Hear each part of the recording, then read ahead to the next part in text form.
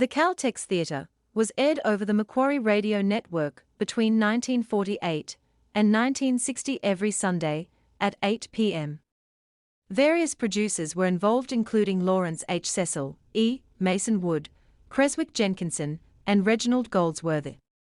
Many different script writers were used, Richard Lane K. Keaveney to name just two. Great radio actors were featured including Richard Davies, Lyndall Barber, Sheila Sewell, Alan White, Patricia Kennedy, Keith Eden, Margaret Christensen, Gwen Plum, and many more. Interesting to note that one production per month came from 3AW Melbourne and was directed by Miles Wright. The remaining productions came from 2GB Sydney. The main themes involved are the opening, Fanfare, performed by the Melocrino Orchestra, and Curtain Up, written by Lambert Williamson. Performed by the Queen's Hall Light Orchestra, conducted by Sydney Torch. Text Alex Hare.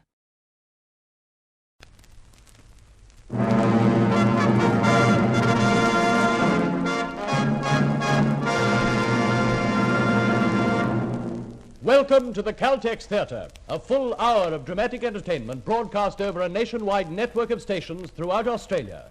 The Caltex Theatre is brought to you by Caltex Oil, marketers of over 1,000 outstanding petroleum products, in association with Caltex dealers and distributors everywhere.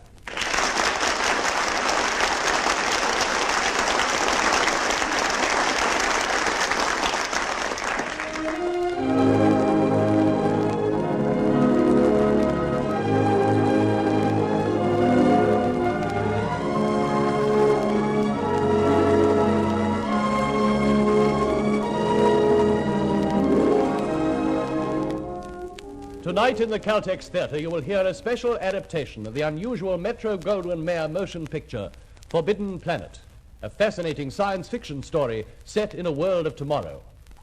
Starring in Forbidden Planet, you will hear Lionel Stevens. Your producer, Creswick Jenkinson.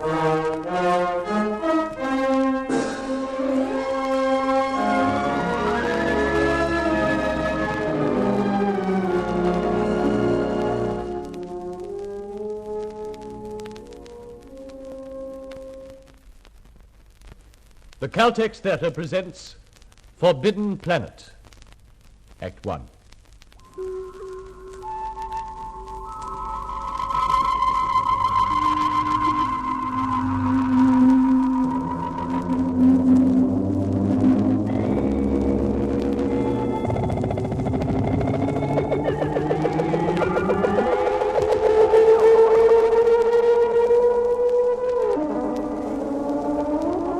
In the final decade of the 21st century, men and women in rocket ships landed on the moon. By 2200 AD, they had reached the other planets in our solar system. Almost at once there followed discovery of hyperdrive, through which the speed of light was attained and later greatly surpassed. So at last, mankind began the conquest and colonization of deep space.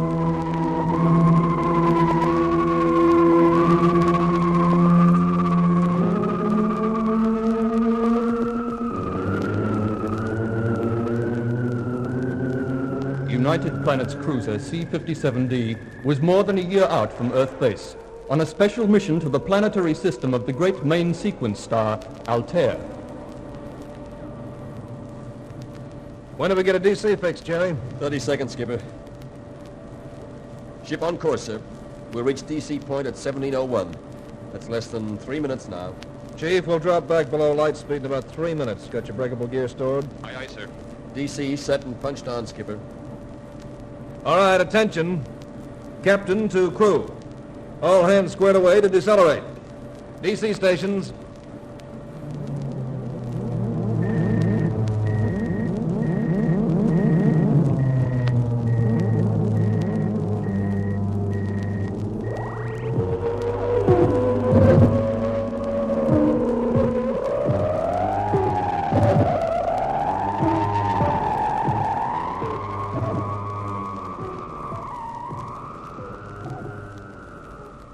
All right. We're down to point 3896 of light speed. Skipper, there's Altair coming up on the screen, right on the nose. Okay, Jerry, punch out an orbit on the fourth planet. Aye, aye, Skipper. Ship in approach, Skipper. Helical vector orientated. Attention, captain to crew, attention. Our destination, Altair 4, is now visible on the main viewplate. As you recollect from your briefing lectures, this is an Earth-type planet. 20 years ago, the spacecraft Bellerophon landed here with a prospecting party of scientists. Our mission is to search for survivors. That is all.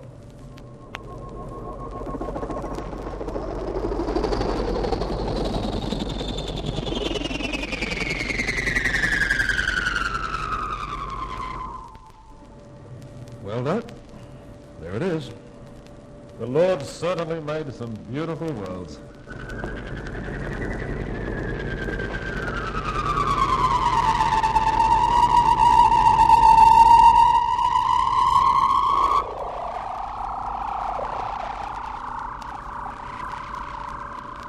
Look at it, Cookie. What do you think about that, huh? Another one of them new worlds. No beer, no women, no pool parlors, nothing. Nothing to do but throw rocks at tin cans. We gotta bring our own tin cans.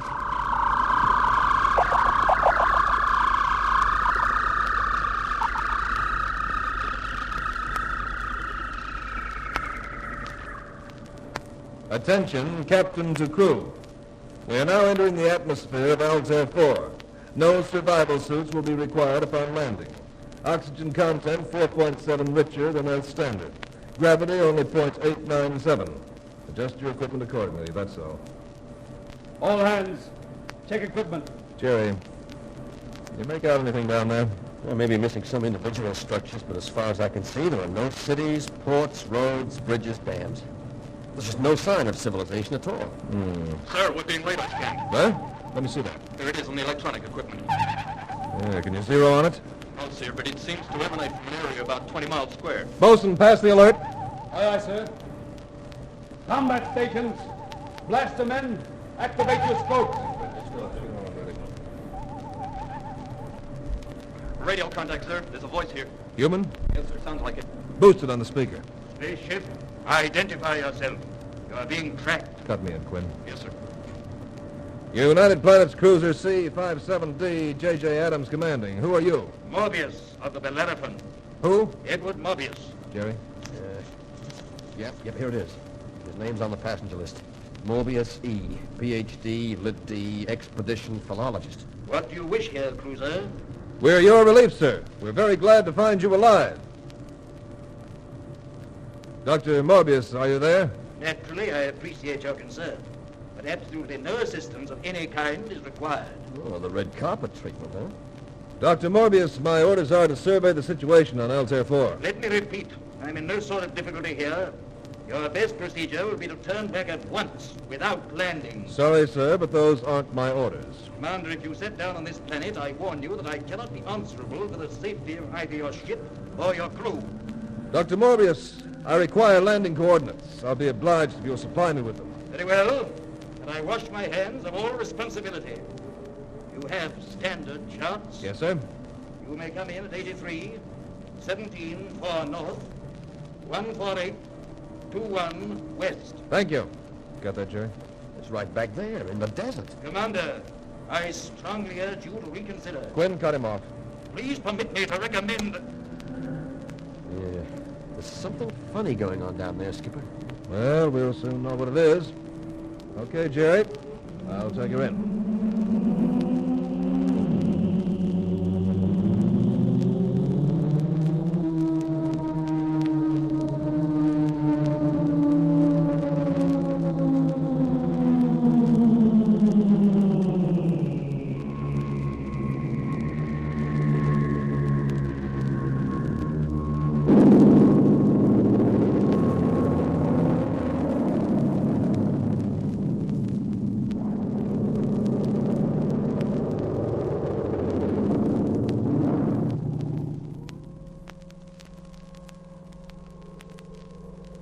All clear, sir.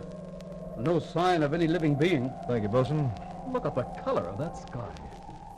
Most fantastic greenish yellow. Fantastic, Doc, but I'll still take blue. Oh, I don't know. The sky, the desert, the mountains. I think a man could get used to this and grow to love it.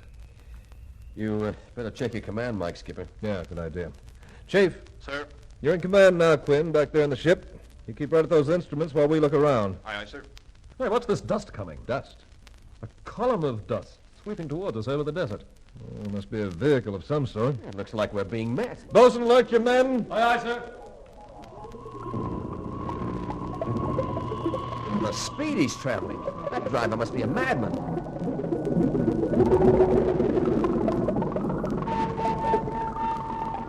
What driver? You're right. There's a mechanical creature in charge of it.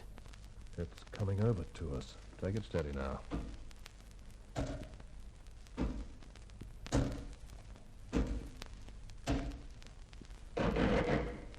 Welcome to Altair 4, gentlemen. It talks. I am to transport you to the residence. If you do not speak English, I am at your disposal with 187 other languages, along with their various dialects and subtongues. No, colloquial English will do fine, thank you. This is no offense, but you are a robot, aren't you? That is correct, sir. For your convenience, I am monitored to respond to the name Robbie. Well, it's a nice climate you have here, Robbie. High oxygen content. I rarely use it myself, sir. With my metallic structure, it promotes rust. Hey, Doc, is it a male or a female? Cookie, I really couldn't say.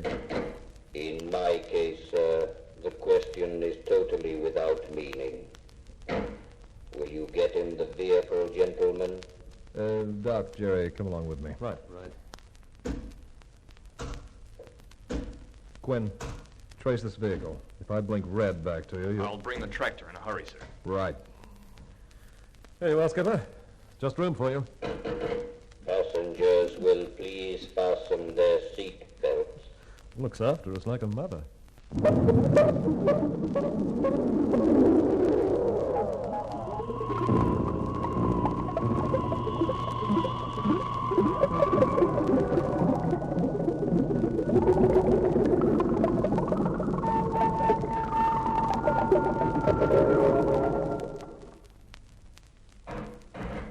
The residence, gentlemen.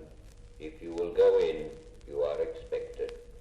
A garden blooming in the midst of a desert, if you like. Have you ever seen a more gracious and attractive home? Exotic flowers, shady trees, pools of clear water. And there in the doorway, if I'm not mistaken, our unwilling host. I am Morbius. I'm Commander Adams. This is Lieutenant Farman, my executive. Lieutenant Ostro, our ship's doctor. How ironic that a simple scholar with no ambition beyond a modest measure of seclusion should, out of a clear sky, find himself besieged by an army of fellow creatures, all grimly determined to be of some service to him. I'm sorry, sir, if we're not welcome, but we do have our orders. Of course. And you must stay for lunch, gentlemen. Do forgive the ill manners of an old recluse, if you can. Well, gentlemen, won't you come in? Well, whatever that lunch was, it was certainly delicious. Simply some of Robbie's synthetics. He's your cook, too, huh? He even manufactures the raw materials. Now, come around here, Robbie. I'll show you how he works.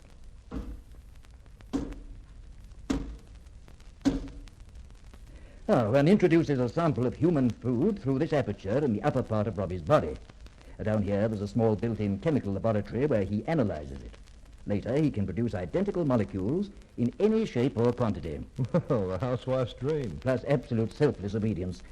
But do not attribute feelings to him, gentlemen. Robbie is simply a tool. Tremendously strong, of course. He could quite easily topple this whole house off its foundation. In the wrong hands, mightn't such a tool become a deadly weapon? No, Doctor. Not even if I were the mad scientist of the thrillers. Because, you see, there happens to be a built-in safety factor. Commander, may I borrow that formidable-looking sidearm of yours? Thank you. Now, Robbie, point this thing at that fruit tree out there on the terrace. Fire! The tree is disintegrated entirely. You understand this mechanism, Robbie? Yes, Morbius. A simple blaster. All right. Now turn around here. Point it at the commander. What? Now, wait a minute. Aim right between the eyes. Fire!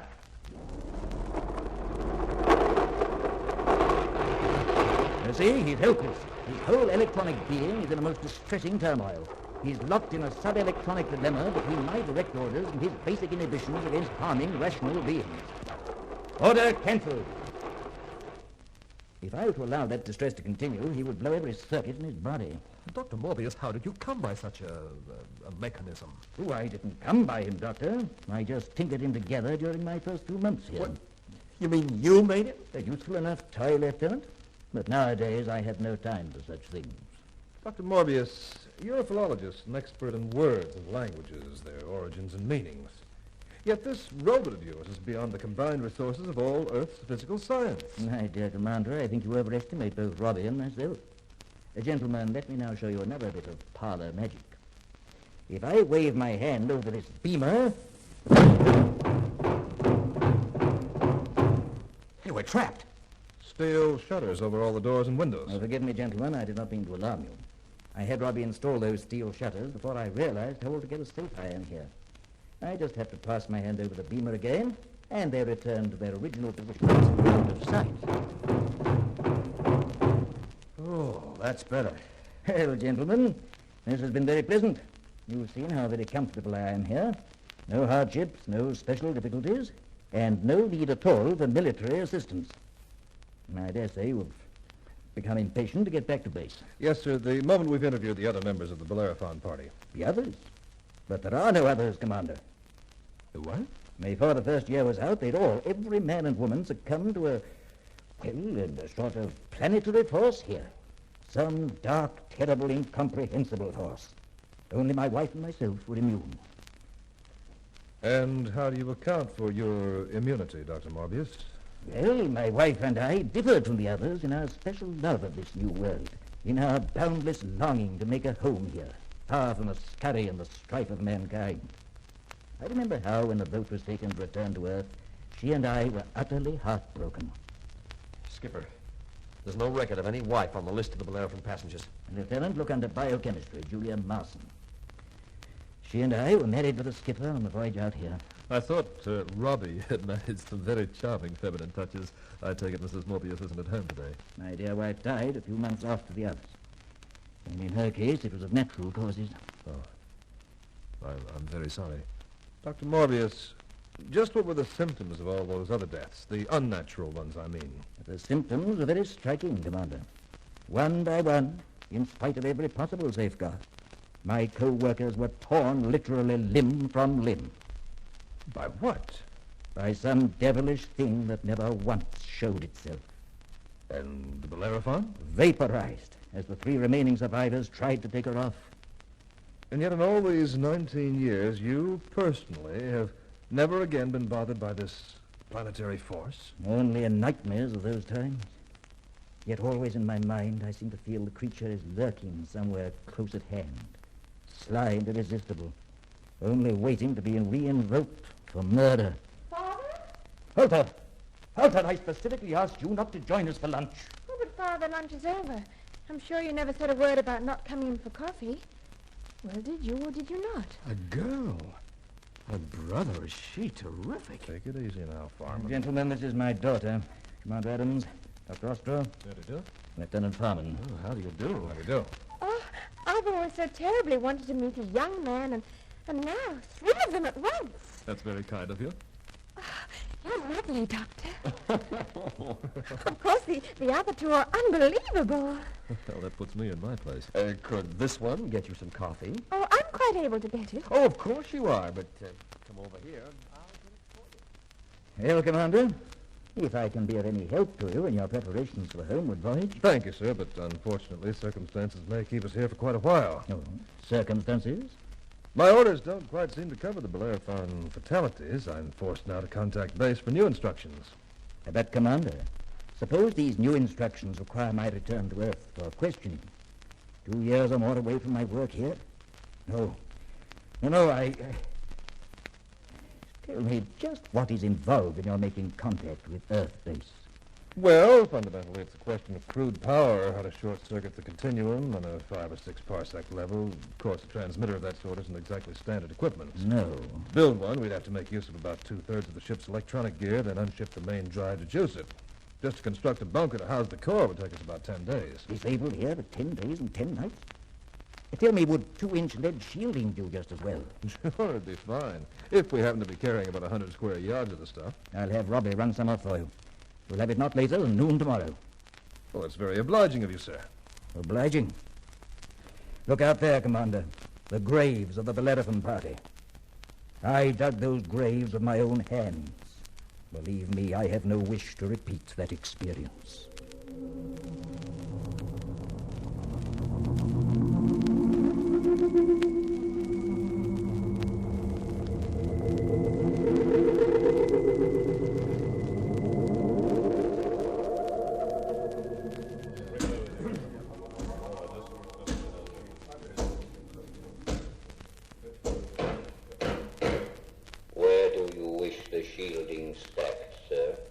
You can put it over there by the core, thank you, Robbie. Wait a minute. That's solid lead he's carrying. Common lead would have crushed the vehicle, sir. This is my morning's run of isotope 217. The whole thing hardly comes to 10 tons. Pardon me, sir. Oh, hello, Alter. Hello, Lieutenant. Does your father know you're out here? He did tell me not to go near the ship, but this isn't very near, is it? You'd be farther away still if we took a walk. Well, Robbie might come back. Oh, he's occupied over there. Cookie's following him around like a shadow. Now, come on, a walk's just what you need on a morning like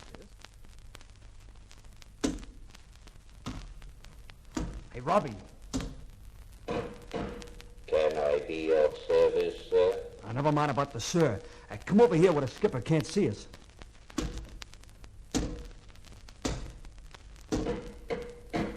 Yes, sir. Look, I'm nothing but a cook, so you don't have to be that polite. But I'm a stranger on this so-called planet, and I was just wondering if, if you could tell me where I could get hold of some of the real stuff. Real stuff? Just for cooking purposes, you understand. I take a big pride in my duties. Pardon me, sir. Stuff? Oh, just about one jolt left in this bottle. Now, this is it. Genuine Asian rocket bourbon. Hey, wait a minute. Hey, I didn't say you could drink it. Why, you low-living contraption, I ought to take a can opener to you. Quiet, please. I am analyzing. Yes. Relatively simple alcoholic molecules with traces of fuselage. Would 60 gallons be sufficient? Gallons? Hey, Robbie, I've been from here to there in this galaxy, and I just want you to know you're the most understanding soul I ever met up with. Tomorrow night, sir, it will be ready. Now, if you will pardon me, Miss Alpha will be waiting. It's nothing personal, Alter. Just a kiss. Oh, but Lieutenant, why should people want to kiss each other? Oh, well, it's an old custom. All the really high civilizations go in for it. Oh, but it's so silly. Well, it's good for you, though. It stimulates the whole system. As a matter of fact, you can't be in tip-top health without it. Oh, I didn't know that. I'd only be too happy to show you. Oh, well, thank you very much, Lieutenant. Oh, it's no trouble at all. Is that all there is to it, this kissing? Well, you've sort of got to stick with it. Oh. Oh, could we try just once more? Do you mind? Oh, not at all. I don't know, Lieutenant. There must be something seriously the matter with me because, well, honestly, I haven't noticed the least bit of stimulation. Honey, let's do this thing right. This time, let's really give it the works, huh? All right, honey, now just let yourself go and... Lieutenant Farr! Don't say another word, sir. I know there are a lot of pressing duties waiting for me back at the ship. You're right, Lieutenant. And rank does have its little privileges, doesn't it, sir? You can depend on it, Lieutenant, that those privileges won't be stretched into taking your kind of advantages. What I... Dismissed! Yes, sir. Well, what's the matter? Why did you both act so funny? Well, don't you understand, Al, that... No? Well, look at yourself. You can't run around like that in front of men. It's bad enough anyway, a girl like you, after a year in a spaceship. But when you're wearing nothing but that play suit, particularly in front of a space wolf like Farman, well, for Pete's sake, go home and put on something that's... Well, put on anything. What's wrong with my clothes? I designed them myself. Oh, don't you like the way I look? Stop looking at me that way. Alta, get out of here before I have you run out of the area under guard. Then I'll have to put more guards on the guards. Now get out of here, Alta.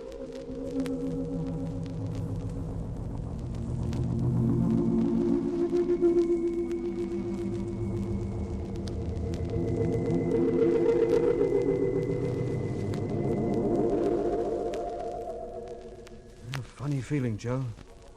I stood guard over the spaceship before at night, but never with 2 moons in the sky. Yeah. Joe. Yeah? Do you hear something?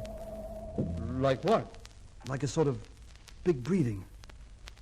No. Well, that's funny. I did. No one around. You can see that. No sign of anyone or anything. Funny. Like a sort of big breathing.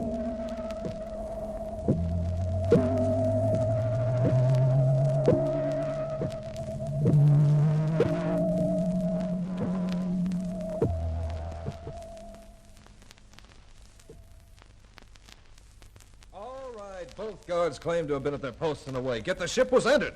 The heavy-duty hatch was raised and the latch back. Equipment was sabotaged. All this without anybody seeing or hearing anything. Same story from everyone, Skipper. Quinn, I don't care how you do it, but this gear has got to be patched up.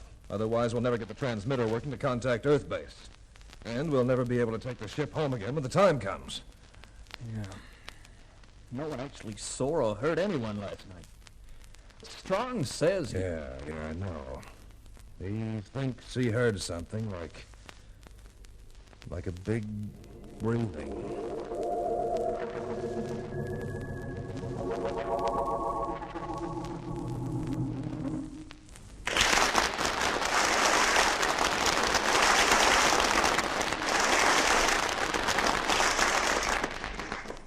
And so the curtain falls on Act 1 of tonight's Caltex play, Forbidden Planet. In a moment we commence Act 2. The Caltex Theatre now presents Lionel Stevens in Forbidden Planet, Act 2.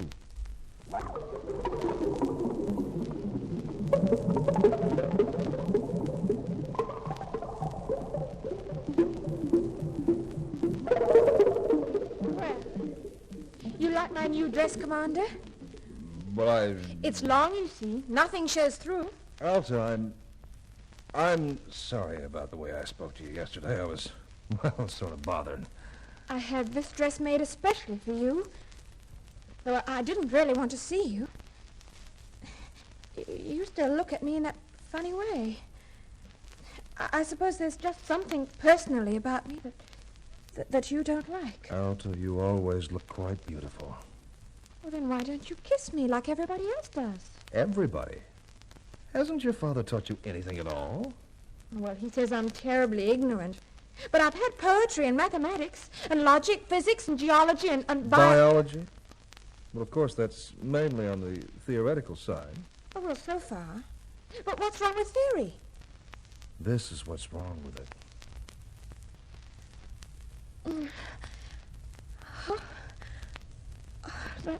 That wasn't at all as I felt after the lieutenant kissed me. I feel different altogether. Oh, a wonderful feeling. I must go back to the house. I have to see your father. This is the situation, Dr. Morbius. Last night, the ship was entered and our Klystron monitor was sabotaged. And you suspect me? Then the time has come for clarification. Sit down, gentlemen. In times long past, this planet was the home of a mighty and noble race of beings who call themselves the Krell.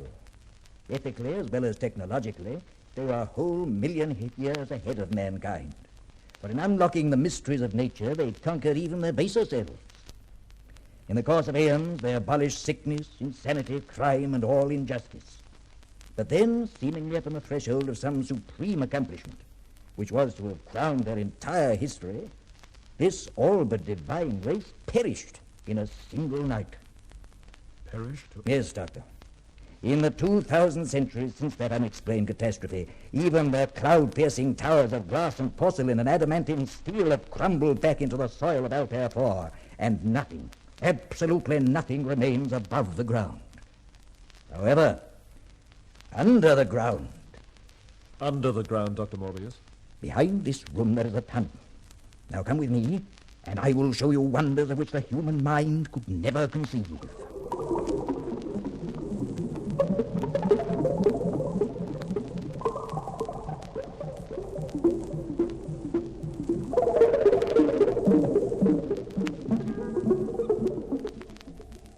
Well, gentlemen, already you've seen a certain amount. You've seen krill metal, with molecules so densely interlocked that your blasters make no kind of impact on it. You've seen mile upon mile of self-servicing, self-renewing machinery, still functioning as perfectly as when it was constructed, more than 2,000 centuries ago. Utterly incredible. You've seen their laboratories? What's this, Dr. Morbius? On the screen may be projected the total scientific knowledge of the krill, from its primitive beginnings to the day of its annihilation.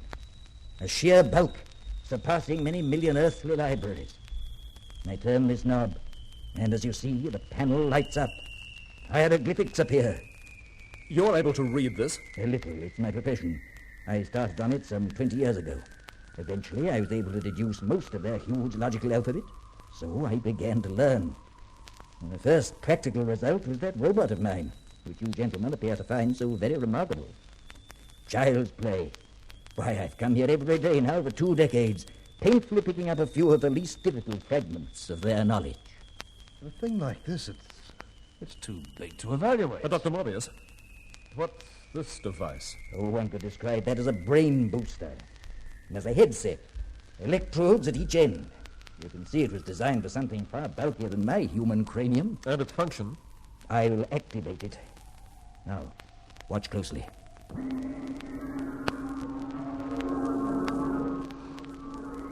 A figure's appearing. It's Alta. Just a 3-dimensional image, Commander. But it's alive. Because my daughter is alive in my brain from microsecond to microsecond whilst I manipulate. There. I remove the electrodes from my temples, and the image vanishes. It's something of a strain. Here, let me try. I put the headset on, I pull this switch. Now, is that right? Stop. But I want to... Commander, you'll never survive. Our Bellerophon skipper tried it. It was instantly fatal to him. Oh, so you're immune to this too, Dr. Morbius. In my first attempt at creating a brain image here, the shock rendered me unconscious for a whole day and a whole night. Yet you came back for a second go at it? It was a matter of science, Doctor. You can imagine my joy when I discovered that the shock had permanently doubled my intellectual capacity. Otherwise, my researches would have come to nothing, poor as they may have been. So that's how it happened. I have a great deal more to show you, gentlemen. Can you spare further time away from your ship? Yes, I believe so. I've left Lieutenant Farnham in charge. I've ordered him to set up a standard perimeter with a full scale alert. All right. All hands stand clear of the magnetic fence area. Yeah. Have you tested it yet, Bosun? Just about to do so, sir. Toss the branch at it. There go the sparks, sir. Fine. That'll keep any unwanted visitor from entering the camp. See the full-scale alerts maintained, Bosun. Aye, aye, sir. Lieutenant. Huh? Oh, what's your trouble, Cookie? Well, I haven't completed my washing up duties after chow. I request the lieutenant's permission to take a little walk outside the perimeter, sir. But there's nothing out there. Oh, sir, I thought it might brighten up the boys' mess a little bit if I could find a few wild radishes or something. Look, Cookie, I don't know what you're lying about, but you better get back here before the skipper checks in, or we'll both get skinned. Yes, sir. Quinn, this is Farman. Kill the power on the fence. All right, Cookie, off you go. Yes, sir. Thank you, sir. All right, Quinn. Put it back on.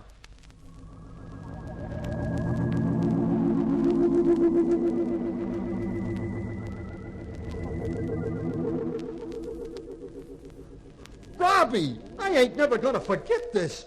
bottles, stacks of them. 480 pints, sir, as you requested. Total 60 gallons. Oh, I gotta try it. Wait a minute, Robbie. Genuine Kansas City bourbon. Smooth, too. Like I said, Robbie, anything I can do. Anytime you're hard up for a couple of gallons of loop oil, you just let me know, huh? Hey, what's up? You see something? Somebody coming this way? No, sir. Nothing coming this way. Hey, Lieutenant! Lieutenant, the place is shooting! Lieutenant! Shooting? But there's no one coming through. Shall I have the current shut down, sir? No. No, it stopped now. Strange, that. Just shorting out. Yes, sir. Yeah. Well, check over the whole system first thing in the morning, boss. Aye, sir.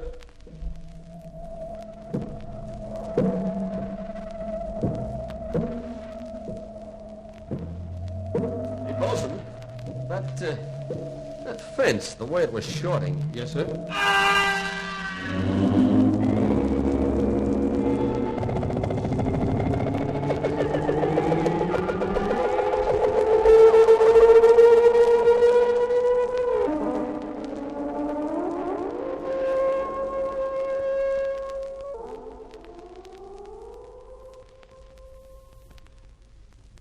Commander, you're too arbitrary.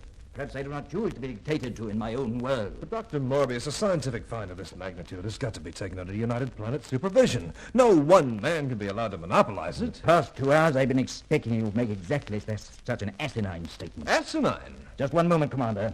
For close on 20 years now, I've been constantly, and I hope dispassionately, considering this very problem. Now I've come to the unalterable conclusion that man is unfit as yet to receive such knowledge, such almost limitless power.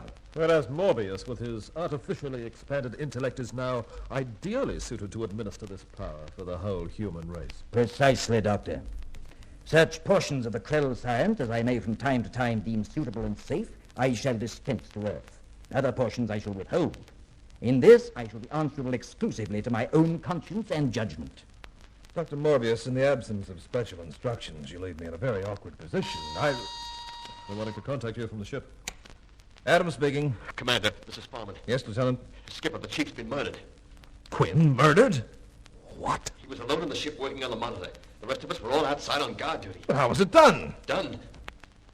Skipper, his body's plastered all over the communications room. Right. Leave everything as it is. We're on our way. Come on, Doc. It started again.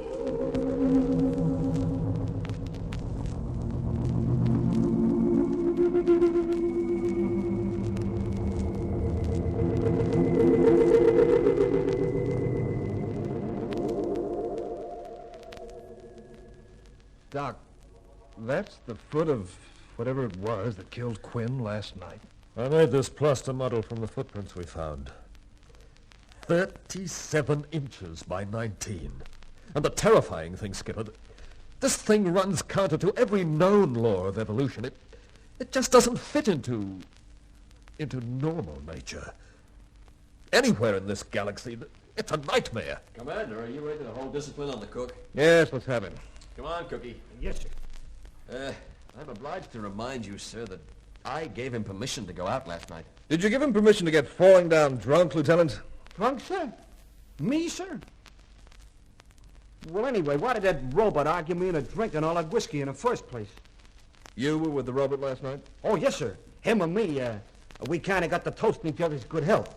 Just for your cordial interplanetary relations, you understand? And that went on all the time, even while the chief was being killed? Well, certainly, sir. But you don't think I could have got that stiff in 5 minutes? All right, dismissed. Yes, sir. Yeah, come on, Cookie. Well, Doc, that just about washes the robot up as a suspect. And what does that leave us with?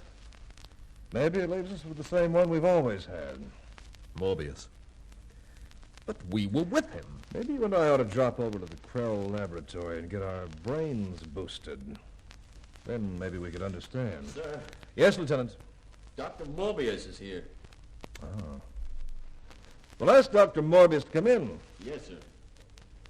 Skipper, What do you suppose he's... Oh, good day, Dr. Morbius. Well, Commander, I dare say neither of us really slept last night. That's a pretty close guess. I warned you while your ship was still in space. I begged you not to land on the planet. Believe me, Commander, that's only a foretaste. The Bellerophon pattern is being woven all over again. What? Remain here, and the next attack upon your party will be more general and more deadly. Dr. Morbius, how do you know that? No? Well, I seem to visualize it. If you wish, call it a premonition. That is all I have to say, Commander. Well, Skipper, what do you make of that? I'd say it sounded like an ultimatum. We'll be ready. Tonight we'll be prepared for an attack.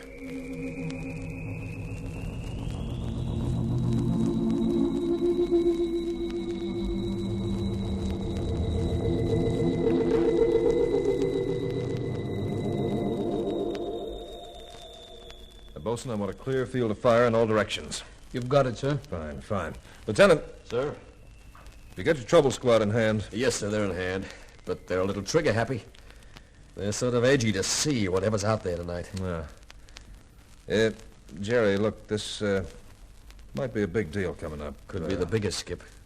Well, I want you to know that I'm sorry if I kind of leaned on you. You've got to understand that Stop knocking yourself out, Skip. She picked the right man. What? Oh. Skipper, radar just picked up something. Where away? At the head of the gully, heading this way. Automatic control. Batteries. Fire.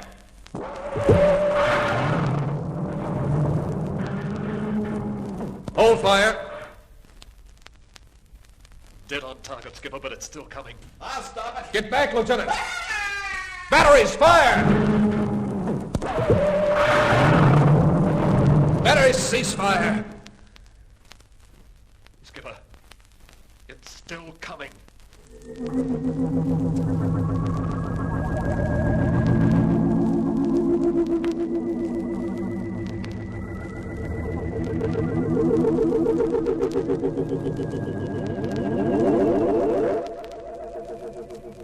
Well, whatever it was, our main battery finally stopped it.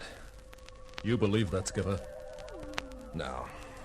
No, it just went away for some reason. It'll be back. Doc, an invisible being that can't be disintegrated by atomic fission. No, Skipper, that's a scientific impossibility. Hypnotic illusions don't tear people apart, and that's what this thing did to our men tonight. Doc, you saw it shape yourself standing right there in those neutron beams. It must have been made of solid nuclear material, renewing its molecular structure from 1 microsecond to the next. Bosun, I want the tractor. Ready, sir.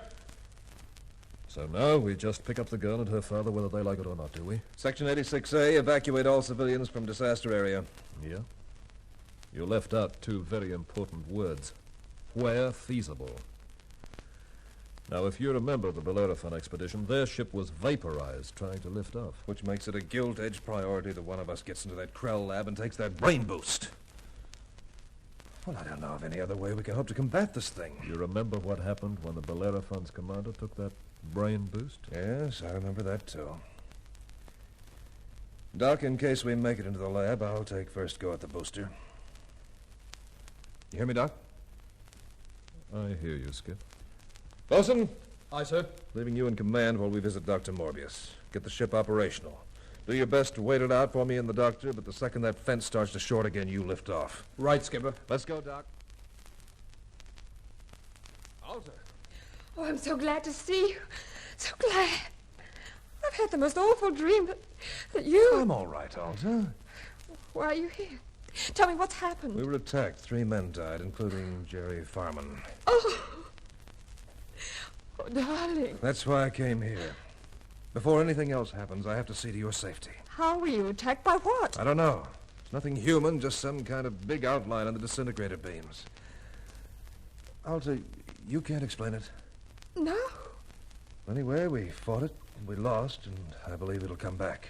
Well, then you must leave now. Darling, I'm not going without you. Can't possibly leave Father alone. I just can't. Then we'll take him with us. By force? I can't agree to that either. Alta, you don't realize what's loose on this planet. But I'm immune, like both my parents. That's what your father says, but I don't believe it. Nothing could be immune to that thing up Oh, there. darling, darling, please go. Please, if you love me, But go. Arthur, listen to me. Oh, go, darling. Doc, can you talk some sense into this? Hey, Doc. Well, where is he? The doc was right here.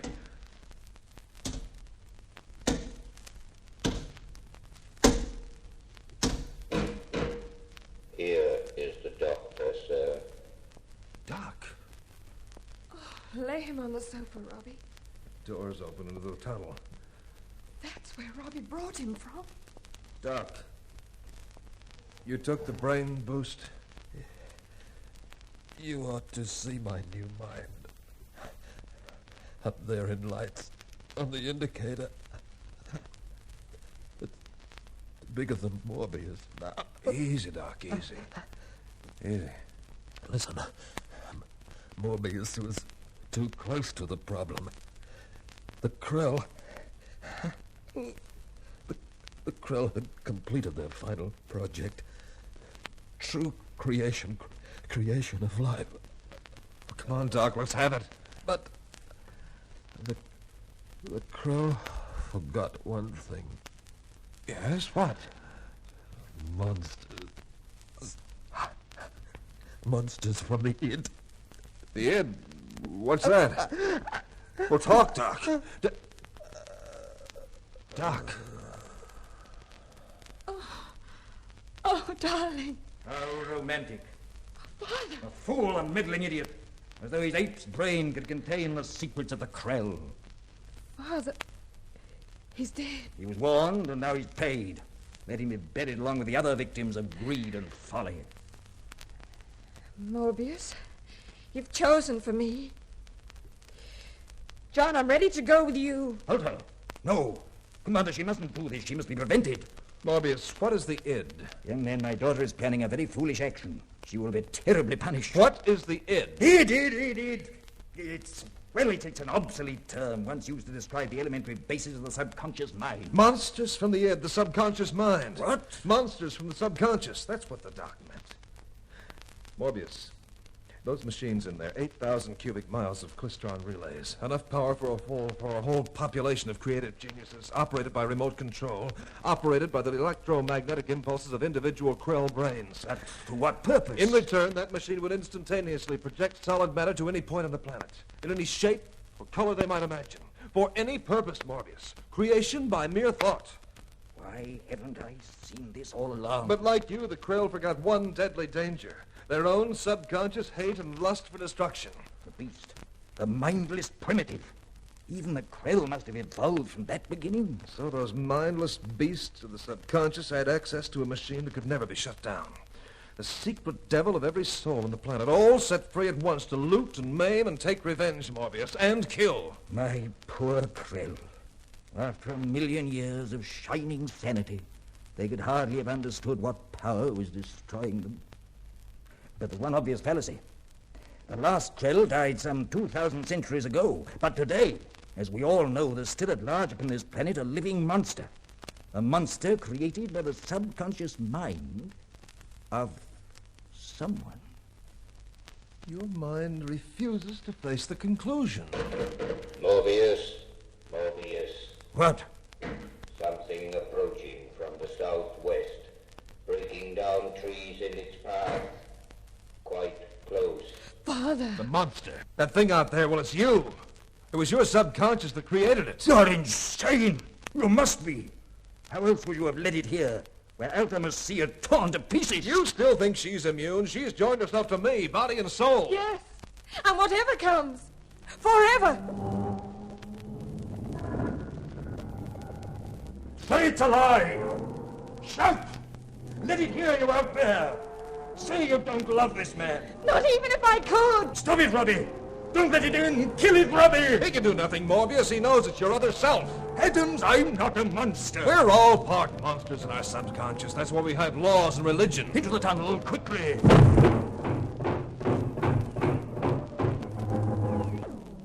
Morbius, you listen to me. We don't have much time. Your mind was artificially enlarged. Consciously, it still lacked the power to operate the great machines. But your subconscious had been made strong enough. I won't hear you. 20 years ago, when your comrades voted to return to Earth, you sent your secret id out to murder them. Not quite realizing it, of course, except maybe in your dream. What man can remember his own dream? Well, at least when our ship was approaching from space, you remembered enough to warn us off. But then, when you thought you were threatening your little egomaniac empire, your subconscious sent its id monster out again. More deaths, Morbius. More murder. Even in you, the loving father that still exists, this mindless primitive. More enraged and more inflamed with each new frustration. So now you're whistling up your monster again to punish her for disloyalty and disobedience. And if you don't do something about it soon, Morbius, it's going to be coming right through that door. Solid krill metal? Impossible. The machines are going to supply your monster with whatever amount of power requires to reach us. Alta, say you don't believe this of me. Tell me you don't. Then it must be true. I must be guilty. My evil self is at that door, and I have no power to stop it. Father, you can help us. I've known you. Great and noble like the Krell. Yes. Yes, I can help you. I can. You! Up there! No further! I deny you! I give you up! I deny you!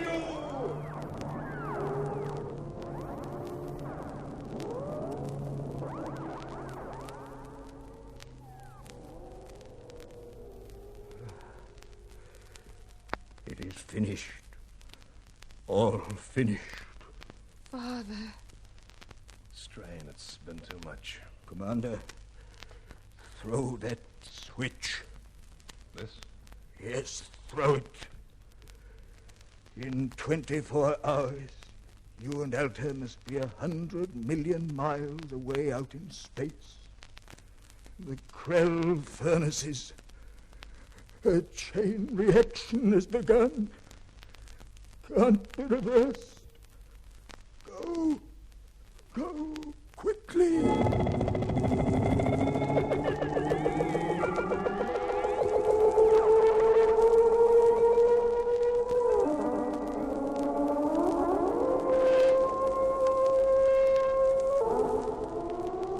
$98.6 million. We're clear now, Alta. That's Altair 4 on the viewplate. Yes, the bright speck below the star. 15 seconds and it'll all be over. Altair 4 would be destroyed. Your father and my shipmates, all the stored knowledge of the Krell. 5 seconds. 4, 3, 2, 1. There. The explosion. Oh, Father. Alta. About 1 million years from now, the human race will have crawled up to where the Krells stood in their great moment of triumph and tragedy. Your father's name will shine again like a beacon in the galaxy. It'll remind us that we are, after all, not God.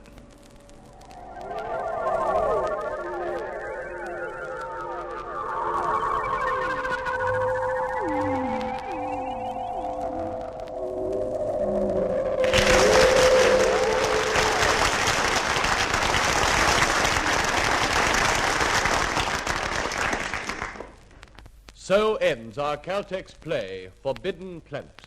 In a moment we will give you tonight's cast and tell you about next week's presentation in the Caltex Theatre. Ladies and gentlemen, the producer of tonight's Caltex play, Creswick Jenkinson.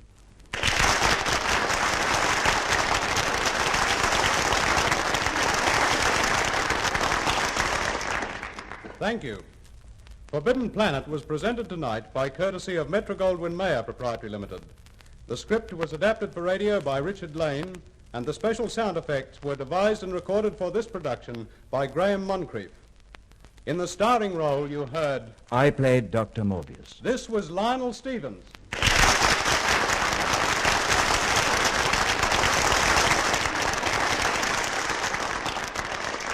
The supporting cast was as follows. Robbie the Robot, Edward Heppel. Dr. Ostro, Leonard Teal. Lieutenant Farman, Richard Meikle. Quinn, Stuart Finch. The cook, John Llewellyn.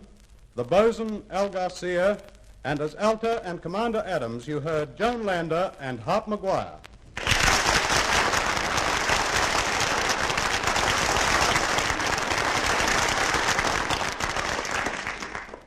Thank you, Mr. Jenkinson.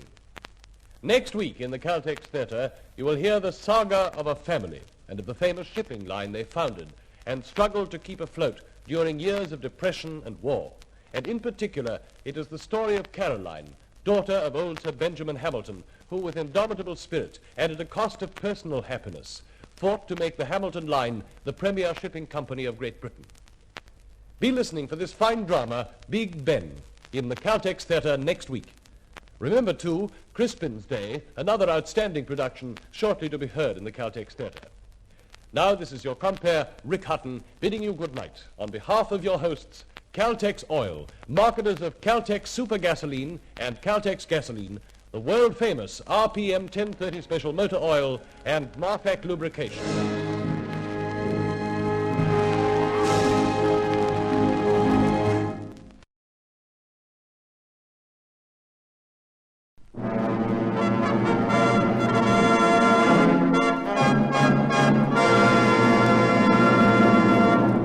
Welcome to the Caltex Theatre, a full hour of dramatic entertainment broadcast over a nationwide network of stations throughout Australia.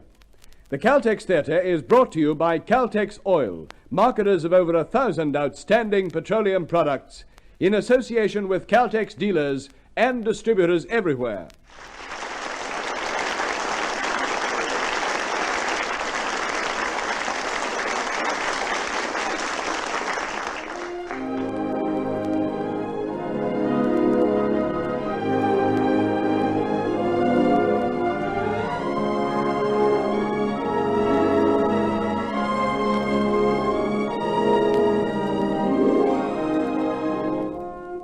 Tonight in the Caltex Theatre, you will hear A Leap in the Dark, the story of a doctor living in a totalitarian state who dared to believe in the kindness and goodness of the human race and of the woman who repaid his faith. Starring tonight, you will hear Lyndall Barber, Murray Powell, and Frank Waters.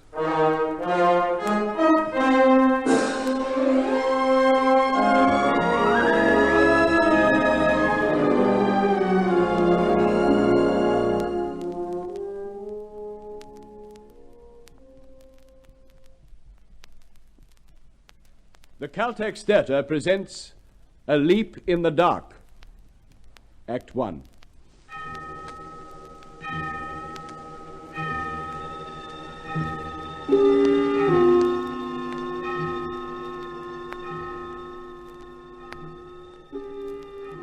The district commissioner is coming here tonight, Johann. Brunsberg himself. No more trouble. Brunsberg himself. Are you afraid, Johann? There is always reason for fear when the authorities call, in a police state like Solania. They're sending me a new boarder this evening, a woman called Jani Milan. Jani Milan? Thelma, wasn't she the girl who was supposed to be living with General Heiselden when he was bumped off? Was she? You were across at the clinic this afternoon, weren't you, Johann? What does Dr. Drew think of you? Always the optimist. Says my sight might return. What do these official state doctors know anyway? No more than the marshal and his yes-men who appoint them? Johann, please. Why? There's nobody who can hear. You never know. You should get into the habit of thinking there always might be somebody. Paul Prislak, for instance? Don't talk about Paul Prislak. I hate him. Do you? Yes. Unfortunately, I've got to put up with him living in my house for many reasons. But I hate him. Ah, here's Lily with your coffee. I'll go and prepare a room for the new guest. I'm sorry your coffee's late, Johann. I didn't forget it, but I've been scrubbing out rooms. Never mind, Lily. Thank you. Sit near me. All right. There. Aunt Thelma's in an awful temper. She's been chasing me ever since they phoned that Brunsberg was coming. I suppose she's worried, like all of us. She's had a tough time. After all this mess up in our country and losing her husband. Of course you wouldn't understand. You're only a child. Don't keep saying that. I'm 17. Oh, I know you're nearly twice that, but I'm old enough to be called up. I'll be made to go into a factory soon. That is, unless I'm married, Johann. You're very sweet, Lily. But I'm a useless husk at present. Oh, Johann. Now stop pitying me. There's no reason why you should. I've told you that before. I know. But I can't help it. And you just won't believe I'm grown up. And I really do love you. Well, it'd be lovely if you remain that way. Well, making advances to our chaste little Lily, eh, Comrade de Koning? Prisak. I must go and finish the rooms. Excuse me. Well, just a minute, my sweet. I've got better things to do, thank you, Comrade Prieslak. Sly little devil, that one. Nothing of the sort. She's a sweet kid. Won't be for long if she doesn't watch her step the way she's been chumming up with those Americans and British from the medical mission across the road. What's wrong with the Americans and the British? They're warmongers, enemies of freedom and bloated capitalists. Did you say freedom? You be careful, de Koning. If I were to report some of the things you've said, Comrade Brunsberg... Ah, but you won't. I know a little too much about you, comrade. Really? What, for instance? I know you've blackmailed Thelma into having an affair with you. I know about a few black market transactions you've carried out. The state doesn't like comrades who dabble in the black market, especially comrades who hold positions in government offices. Now, look here, old man, I was only joking. You don't suppose I'd go telling tales about you or Lily, do you? No, I don't suppose you will. No. It'd be very foolish if you did. Come and meet some of my other guests in here. Ah, this will be our new boarder. This is Comrade Prieslak, Paul, Miss Yanni Milan. How do you do? Welcome to our household, comrade. And this is Comrade Johann de Koning. He's blind. Oh. How do you do? How do you do, Miss Milan? Now, will you come with me and I'll show you to your room? Thank you. Excuse me. The rest of my luggage is being sent from the country. I've been there for some weeks. I've not been well. Just what the doctor ordered. You know who she is, don't you? You've heard about old Heiselden's girlfriend. She was it. Before he died. Why was General Heiselden shot? Do you know? They say he was mixed up with the Patriot movement. He was supposed to have plotted to lure the Marshal to some out-of-the-way place and murder him. He takes some luring. The Marshal hasn't been outside the castle for months. She doesn't look very upset by her boyfriend's sudden death. Wonder they didn't shoot her, too. Oh, that'll be Brunsberg now. If he wants me, I'll be up in my room. Why so shy suddenly? Why should he want you, anyway? You never can tell. It's odd. Please come in, Comrade Brunsberg. You know Comrade de Koning, of course. Of course. How are your eyes? Can you see anything yet? Just the difference between darkness and light, that's all. Well, that's something. I thought Dr. Drew would have had you cured completely by this time. He's supposed to be so clever. And now, if you'll leave us alone, I have business to talk with Comrade Chinovsky here. Then I'll leave you together, of course. No, please don't bother. I can find my own way quite well. Don't know that I like that chap. What's he do? Types most of the time. He's writing a novel. We'll see if he can be given some proper work to do. Now, how old is that niece of yours? Lily? She was 17 last month. Just right for factory work. But I'm all alone here. And I have 4 boarders now. Well, I may be able to defer her drafting, and then you can keep her here as a help. What about the Englishman, Dr. Drew? No trouble? Oh, no. A very nice man. Always working at his clinic over there in the church, day and night.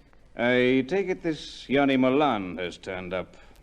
Now, the state doesn't like women who live or lived with traitors.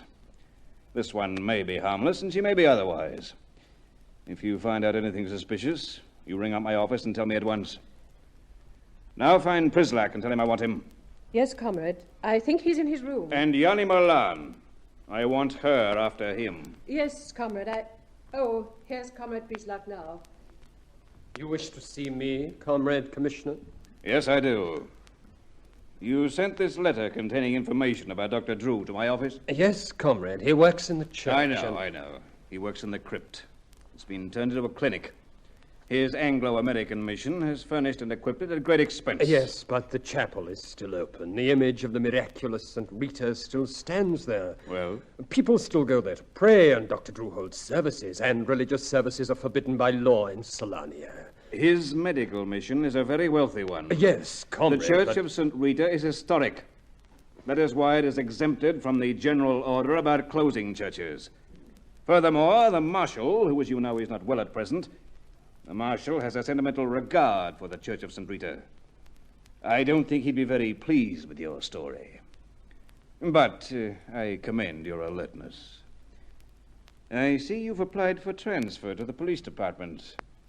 I'll bear it in mind. But now I want a few words with Comrade Milan. She is just outside. I'll call her. Thank you very much, Comrade Commissioner. Comrade Milan? I'm here. Come in, comrade. Oh, no. So you were Heiselden's girlfriend? I was.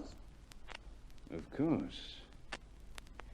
I never got round to knowing you when you were working in the nightclubs. A pity. Do you know why Heiselden was shot? No. Do you know by whom he was shot? No. Weren't you interested to find out? Not particularly. He was shot by us because he was plotting with the Patriots to overthrow the Marshal. But you were allowed to skip off to the country for a few weeks because we didn't think you knew anything about it. But people who live with traitors are always suspect till they prove themselves good citizens. You can be useful to us, I think. We're prepared to give you a chance to prove yourself a loyal citizen of the state. I'd like that. How? There's something going on here we don't understand. What is it you suspect? A plot against the leader. I'm almost sure that Johann de Koning is one of the Patriots. The blind man? Blindness doesn't stop people plotting. And then there's the doctor. He's British and religious. And the woman, Thelma Chanovsky, and her niece. She's restless. And the other man who lives here? And Prislak? He's all right. What are you going to do now with Heiselden gone? Find yourself someone else? Nobody worthwhile, so far. You're my type, Yanni. Play this the right way. Get yourself in the clear, and we'll see. Understand? I understand. Good evening. What? Oh, good evening, Dr. Drew. I'm glad to find you here, Mr. Brunsberg. I was going to write you about my Red Cross truck, the one that goes to our depot over the border every week for supplies. You remember we used to have your personal pass so that it went and came back without being searched? Haven't you still got one? It expired. Last week we were searched. I'll arrange for a renewal. Thank you very much. And now, if you'll excuse me, I must go. I'm very busy. Good night, Dr. Drew. Comrade Milan. Good night. Good night. Well, I suppose I'd better introduce myself. I'm Dominic Drew of the Anglo-American Mission. How do you do, Doctor? I'm Yanni Milan. I've come to stay here as a boarder. Well, I hope you'll be very happy here. Is that you, Dr. Drew? Oh, hello, Johann. You met Miss Milan? Yes, we have met. Eyes not paining after those drops I put in, Johann? No, they're fine, thanks, Doctor. Good, good. Well, I must go and tidy up before supper. See you both later. Yes. How very nice you smell. That's an original line, I must say. You're very attractive, aren't you? Is that guesswork or hearsay? Instinct. We get it when we go blind, you know. Johann, Aunt Thelma said I could have the evening off. And I thought you might like a little walk. Well, I would, but one of the boys is calling for me. We're going up to the club for a little after supper. Oh, I see. Thanks anyway, Lily. Oh, have you met Miss Milan? No. How do you do? How are you, Lily? Lily, tell your aunt I won't be in for supper tonight, will you? You might have said so earlier. It's ready now. Oh, come on, Lily. I'm hungry. Let's go and start. Are you coming, Miss Milan? In a minute. Well, Miss Milan, feeling a little strange in your new surroundings? You'll soon get used to us, don't worry. Getting used to people has been my job. Really? What about you? A doctor in a church. What do? Pray for your patients to get better? Yes, I do. What? You don't mean that. I think it's more powerful than all the surgery and medicine put together. I've seen it act. I've had results. You think you're some sort of faith healer, then? Everybody is a faith healer, if they have faith. Yes, if. But you soon grow out of having faith. Some of us grow into it. Shall we go into supper? Mr. Mann, at supper you said something in passing about the Marshal being ill. We've heard rumours, of course, but what is the matter with him? He had a stroke. A stroke? He's over the worst of it now, except his right arm's weak and he drags his left leg badly. But he still stays in the castle and they try to keep it secret. Beats me how they expect to in a country where if you blow your nose it's reported to the chief of police in triplicate. You're very candid in your opinions. Oh, I say what I think. If people don't like it, it's too bad. Of course, I was spoilt. My mother was a good woman. She worked like a slave to keep me and my sister. Oh, you have a sister? Yes, I have a sister. Finally, Mother killed herself trying to earn a living for us. There was no money, so I went out and got some. My sister was too young to wonder where it came from. Maybe she thought the fairies brought it. Some fairies. Poor child. What a terrible time you must have had. I'm not grumbling. I've always had somewhere to live and plenty to eat. Finally, I met Heiselden. I think I've been lucky. And your sister? What happened to her? She's not been so lucky. Well, I'm tired. I think I'll get to bed. Good night, Doctor. Good night, Mrs. Charnovsky. Good night, Miss Millar. I hope you sleep well. Thank you. Good night. She doesn't like me. I suppose she's shocked at what I've been saying. Are you shocked? Not at all. I think you've had a very raw deal. No. No, I'm just no good. Tell me, what are you going to do with yourself? Have you a job? Well, a job of sorts. Why? Were you going to offer me one? No, but I thought in your spare time you might perhaps take Johann out a little. I thought that girl, the niece, would do that. She's in love with him, isn't she? Yes, she is. But she's only a child. Yes, maybe. All right, I'll look after him as much as I can. Thank you. He's rather an odd sort of a case. He went blind after severe head injuries, but the optic nerves were not destroyed. Of course, he's the nervous, highly strung type, as you probably noticed. Do you mean he could get his sight back? Oh, yes, he could. I'm hoping very much that will happen, even though he's been blind for such a long time. 4 years, according to his medical history sheet. I'm glad he has someone kind like you to look after him. And thank you for being so nice to me on my first night in a strange house.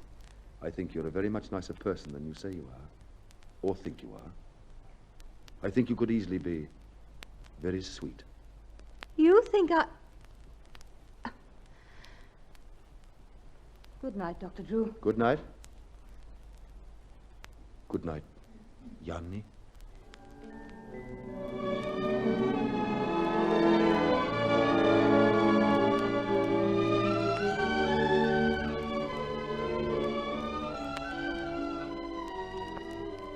You know, Johann, I've noticed it a lot these last 3 weeks. Yes? Sometimes you stare at me just as if you could see me. Do I, Yanni? Your hand's trembling tonight. What's the matter? Nothing. I'm just a little tired. There seemed to be a lot of people in the street just now. The windows were open. I heard a lot of voices. A crowd round the church. I wonder what's happened. Nothing, I hope. Thelma and Lily are there. No, the doctor encourages sick people to go to the chapel and pray to St. Rita for healing. You surely don't believe in that, do you? You're so cynical. Yet I still love you, Yanni. Oh, Johann, I wish you'd come to the church. The most wonderful thing. 2 miracles. 2 miracles, Lily? Well, they certainly seem to be. There was a girl who'd been hurt in an accident, and she was crippled. She could walk only with crutches. She'd been praying to St. Rita, Johann, and Dr. Drew put his hands on her head and prayed. And then it happened. Her crutches fell from her side, and she was standing alone. She walked alone. Certainly sounds dramatic. And after that, there was someone you know, Johann. Anthony Slashak. He used to be in the army. No, I don't know him. Oh, we thought you did. Anyway, he was stone deaf, and now he can hear. Oh, Johann, just think. If a deaf man can be cured, why not a blind man? We'll see, Lily. We'll see. What nonsense. Some people get deaf and blind and lame through hysteria. Crashing from 10,000 feet is inclined to make one slightly hysterical, you know, Yanni. Darling, you know I wasn't talking about you. I meant other people. Isn't it strange that Dr. Drew should pull off 2 miracles in one day, just when his church so badly needs a boost? Are you suggesting there was anything not straightforward in this? There were plenty of witnesses. It was the touch of God. These things do happen. So the fairy books say. Only I don't believe in fairies. Naturally. As you've spent most of your life with people who don't believe in anything except the power of brute force. What's the matter with brute force? It's better than being half dead.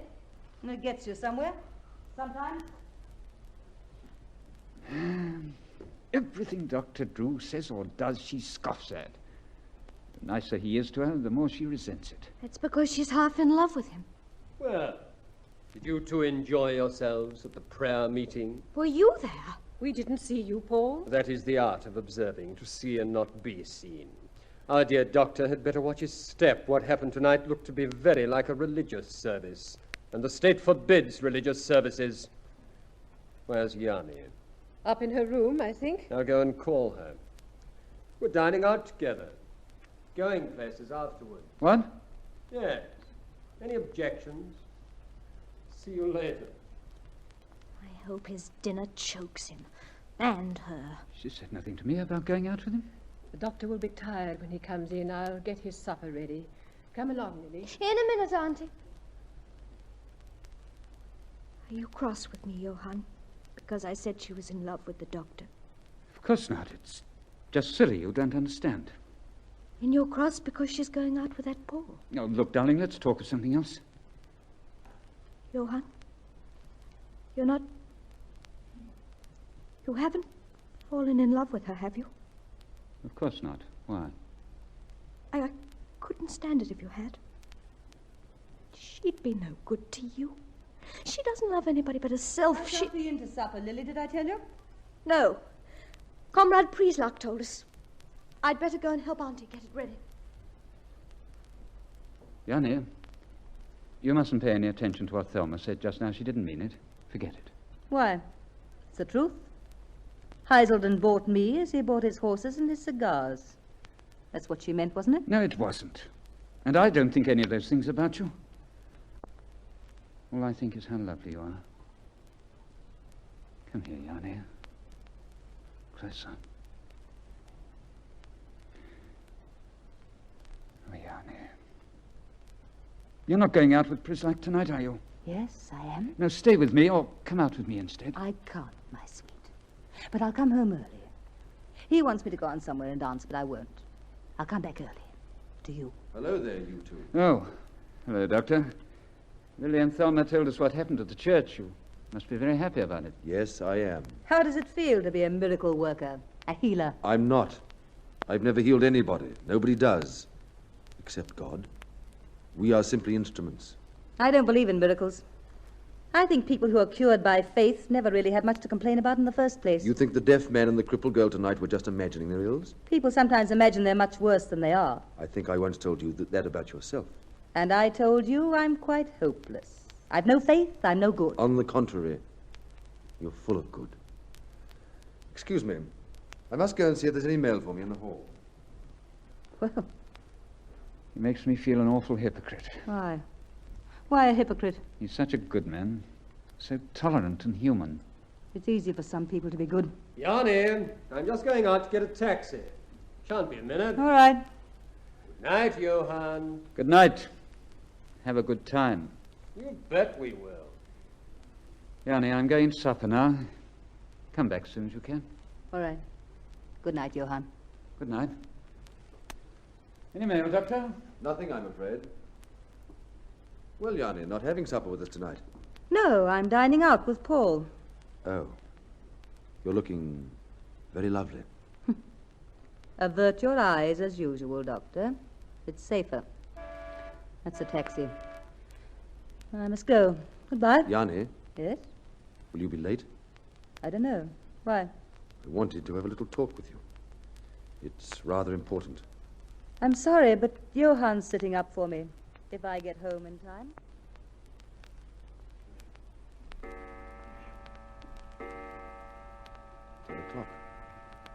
Yanni is late returning. Ah, strange. She must have forgotten a key. Yanni, Dr. Drew, Yes, I'm Dr. Drew. I wonder if I could come in a minute. I wanted to see you. Yes, of course. This way. Can I help you? Those crutches look awkward. Here. Sit down there. I'll put the crutches against the wall. You aren't one of my patients in the clinic, are you? No, but I was there this evening. In the church. And I saw what happened. And I'd been praying. And then nothing happened to me. I was still a cripple. And I felt perhaps you'd help me. And when Yanni went out... Yanni? You know her? Yes. Yanni is my sister.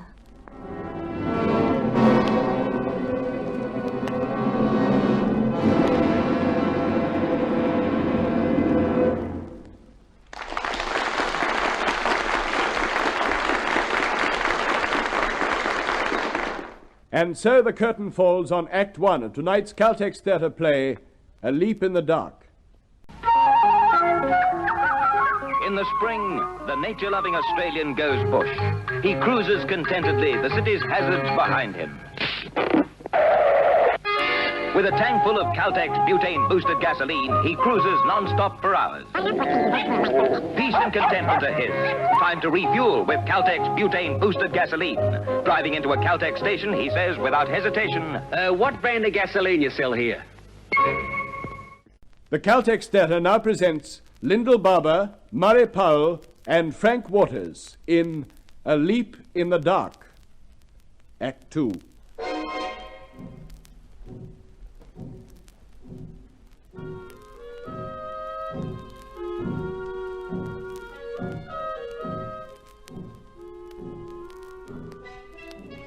You're Yanni Mullane's sister? Yes, Dr. Drew. What brings you here to the capital? I want you to pray for me, with me in the church, as you did for those two this evening. I want you to try and heal me. Of course I will. What is your name? Francesca. But everyone calls me Frankie. You've got a lot of faith, Frankie. That's a splendid thing. Tell me, what's the matter with you? Polio? Infantile paralysis? Is that what they called it? Yes. Both my legs are almost useless. How long have you been like this? 6 years. I felt funny one day, lightheaded and pains all over. Then I fell down some stairs and the next thing I remember I was in bed and couldn't use my legs. I've been like that ever since. Nothing else? You were never in an iron lung? No. And your arms or chest were not affected? Just turn around and let me examine your spine. Thank you, that's it. Was there an epidemic of polio when you were taken ill? Yes, there were several cases. Oh, I'm sorry. Does it often hurt in that particular spot? Yes, especially if I'm tired. Interesting. Frankie, I want to x-ray you and examine your spine, perhaps under an anesthetic. Can you come to the clinic first thing in the morning? You could stay here in the house for the night. Oh, no. Yanni mustn't know I've been here. She's forbidden me to come to the capital. She's forbidden me to go anywhere where she works or stays. My dear, she won't know, I promise you that. But I must examine you with the proper equipment. You see, I think it's possible you never really had infantile paralysis at all. You mean you might make me walk again? I can't promise you anything, Frankie, but there is a chance. I'll arrange for a bed for you without Yanni knowing. Lily, Yes, Doctor? can you come here a minute, please? Coming, Doctor. Oh, I didn't know there was Lily, this is Frankie, Yanni's sister. Oh, how do you do? We need your help urgently. Can you get her something to eat and fix her up with a bed for tonight? Yes, she can sleep with me in my big bed off the kitchen. Lily, it's very important that Yanni doesn't know she's staying here tonight. You'll keep her hidden, won't you? Oh, yes, but Auntie I'll speak might... to your aunt in the morning. She'll understand. So there you are, Frankie, all fixed, bed and breakfast. Well, it's terribly kind of you both. But you mustn't get it wrong about Yanni, Doctor. She's the loveliest person in the world, and the kindest. Yes, She's very sweet, Frankie. And we all love her. Don't we, Doctor? Yes, of course. Now go and have a good night's sleep and don't worry, Frankie. Everything's in the best possible hands. Yes, I know. I believe that now.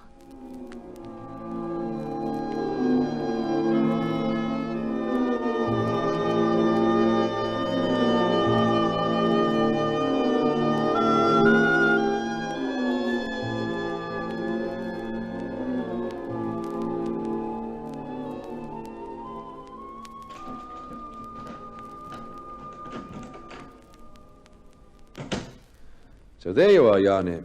Yes. Where's Johann? Gone to the club with a friend. Said he wouldn't be long. Thelma and Lily have gone to bed. Oh. You said you wanted to talk to me about something. About Johann. Yarny, I want you to leave him alone. Leave him alone? In what way? I know I asked you to look after him, but you're overdoing it. Lily's in love with him, and until you came along, I think he was in love with her. And now you think he's in love with me? I think he's infatuated by you at the present. That's quite natural. You're an extremely attractive woman. But you're not being kind to Johann. You're only playing around with him for amusement or for purposes of your own. And what are my purposes? I don't know. Well, I'm glad there's something you don't know. And there's another thing. I've told you I think his blindness could be cured. I've been hoping he'd come to the church, and I think after what's happened that he may do so now. Please don't scoff at the idea and talk him out of it, if he wishes to come for healing. You know, Dominic... Oh, do you mind if I call you Dominic? Of course not. I don't think there's any necessity for Johann to go to the church. What do you mean? I don't think he's blind at all. What? I think he can see perfectly well. Oh, that's impossible. When I came back tonight, there was a car parked opposite the house. Johann was sitting in the back seat, leaning forward, staring up at the house. Why, if he couldn't see? But what possible object could Johann have in pretending to be blind when he isn't? I don't know, but that... Listen, there he is now. You can soon find out. When he comes in here, I want you to be kissing me. Oh, kiss you? He's a very jealous man. Watch his face. If he can see us kissing, his face will show it. Then we'll know. But Now, hold me. Tighter. Tighter. So that's why you left me and came back so early. Paul! Hello, Priestluck. Come on in here, Johann. It's a pity you can't see because you've missed something. Your girlfriend and the good doctor locked in a passionate embrace. What? Yarny and Dr. True? Johann, we were only fooling. It was a joke. I came back early to see you, as I said I would. So I gather. I'm rather tired. I think I'll go straight up to my room. Good night. But Johann... Good night, Johann. Well, I won't intrude. Please carry on with your little joke. Good night. I'm sorry about that. It didn't give your test much of a chance, did it? I wouldn't have been able to see anything anyhow. Did you have to kiss me like that? But you asked me to. Not like that. Not as if you really meant it. But I did mean it. What? It's impossible. A man like you can never have any feelings towards a woman like me. Except possibly pity or contempt. Yarny, listen to me. I won't listen to you. I don't want to. I'm not a patient, and I don't want to be treated. And I don't want to be saved. I know where I'm going, and I'm going there with my eyes open. And I know where you belong. Well, stay there and leave me alone. I don't understand why you're so upset. No, I don't suppose you do. Nor do I understand why I expected you to be different from other men. But I did. Well, I don't any longer. I'm sorry if I offended you. I didn't mean to. But I'm not sorry you asked me to kiss you. I wanted to. I welcomed the opportunity. And it wasn't because I was sorry for you. I wanted to. And I can't see anything wrong with it. I'm glad, too, that you've discovered at last that I'm not different from other men. I'm not. Except that I would never do anything to hurt you. That's what you say. But it's people like you who always do hurt people like me. The other sort I can deal with. I'm used to men like that. But I'm not used to men like you, and I don't want to be. Stay out of my life and leave me alone. Don't bother to try and save my soul, because I don't think I've got one. And if I have, you couldn't save it, nor could anyone else. It's too late. Much too late.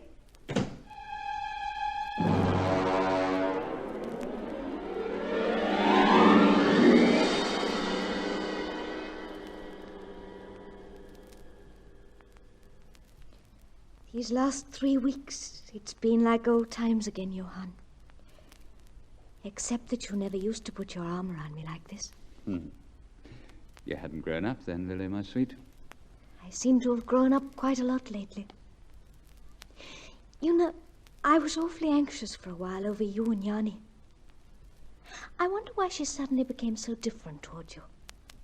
The doctor's different too, don't you think? I haven't noticed. I think he and Yanni had a good old quarrel. A lover's quarrel. Lily, you're just an incurably romantic, silly little thing. They hadn't a thing in common. She even scoffed at what he believes in. Couldn't possibly have any real interest in her. Do you believe in what he does? Yes, I think so. Then why don't you go to the church, darling? Why don't you let him try?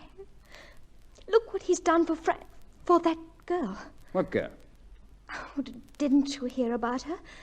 A girl who was almost crippled with paralysis. She can walk a little now. What's her name? I don't know. Well, tell me about her. When did this happen? I don't know. It was a sort of secret. Perhaps the doctor didn't want Paul to know. Now he's got his job in the police department. He'd do anything to get Dr. Drew into trouble, you know. Oh, I'm so glad he and Auntie aren't friendly anymore. He frightens me, Johann. Don't worry about him, Lily. I'll look after you. Will you, darling? For always. For always, darling. Well, I must go and hammer out a letter on the old typewriter. Then I've got to go down to the club for a minute. Like to walk down with me? I'd love to. Good. I'll be down soon. Hello. Oh. Hello, Comrade Priestluck. Lily, I've got some news for you. Now I'm in the police. I've got an apartment of my own. I move in next week. Do you? Good. I'm entitled to domestic help to look after the apartment and me. I applied for you. For me? Yes, I've got an order signed by the Director of Labor. You move in with me next week. No! I won't go anywhere with you. I hate you. What's the matter, Lily? Lily won't have to go to a factory. I've arranged for her to become my housekeeper. Here's the order signed by the Director. It's outrageous. She's only a child. I won't do it. I won't. What's going on? Yanni, look at this order. It's signed by the Director of Labor. Let me see. Oh. Comrade Brunsbeck promised she could stay here. He can't control Labor. Can't he? That's news to me.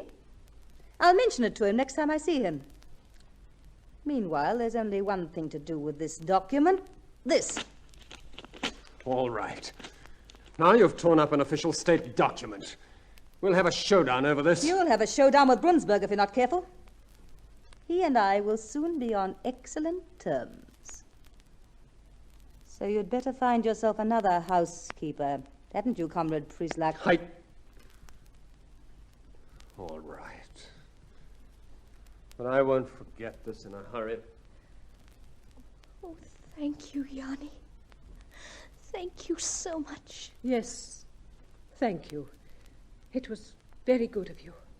Excuse me. Yanni, that wasn't true about you and Brunsberg. I don't know. Some women have to live a funny sort of life, Lily, and I'm one of them, apparently. Just be thankful you aren't, eh? You ready, Lily? She's ready, Johann.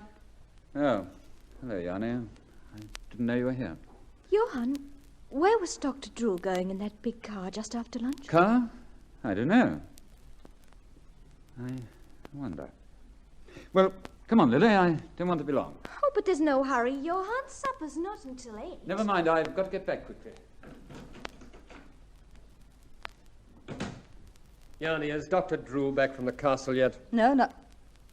The castle? The marshal has sent for him. He's coming to the church tonight. I've just had a phone call from Brunsberg. The marshal going to the church?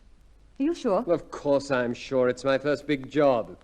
Brunsberg's on his way here now. He's going to clear the streets, and I've to help in guarding the place. So the doctors sold him this miracle story. And the poor fool thinks he'll be cured, too. Don't talk like that about the marshal. And keep your mouth shut about the whole thing. It's nothing to do with you. When's Brunsberg coming? Within the hour. I've got to go over and have a look at the church. We'll have it thoroughly searched. Don't you think I've forgotten how you behaved just now? You watch your step.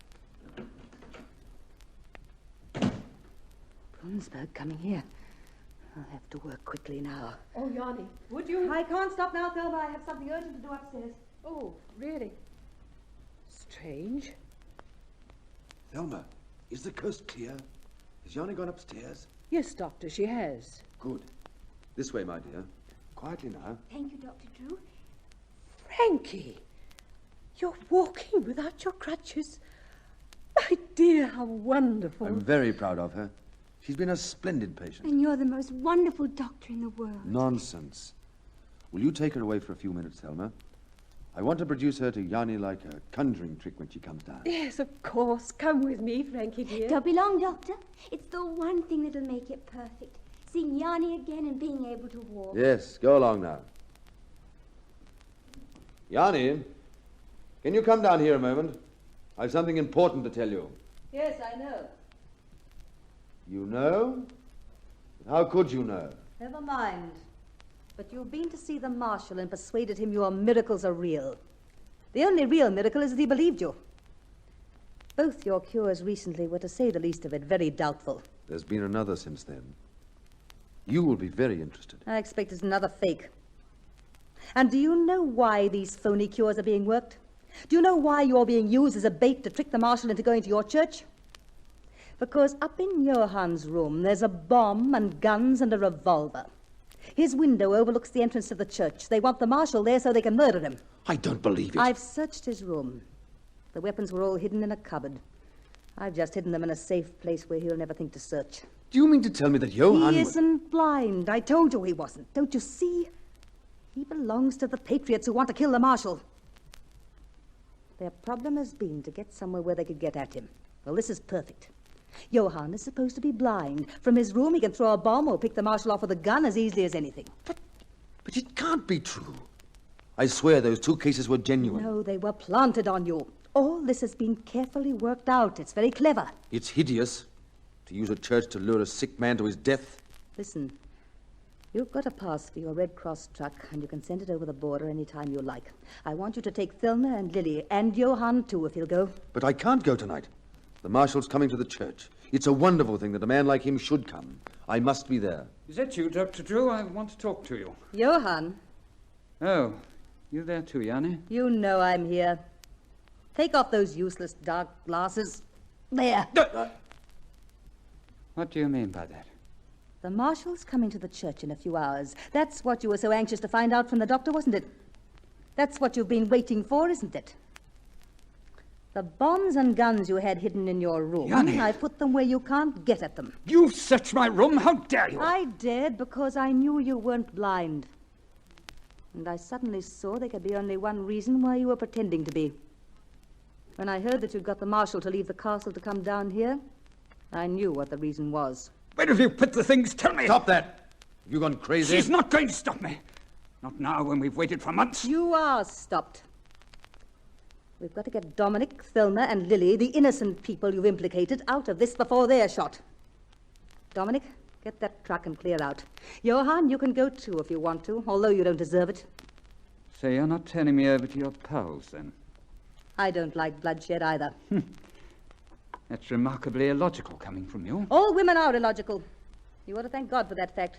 It's saving your skin for you. Not mine. I'm not going. But Brunsberg will be here soon. I've got to tell him what happened. Why have you got to tell Brunsberg anything now you've stopped Johann carrying out his plans? The danger is over. Yours isn't.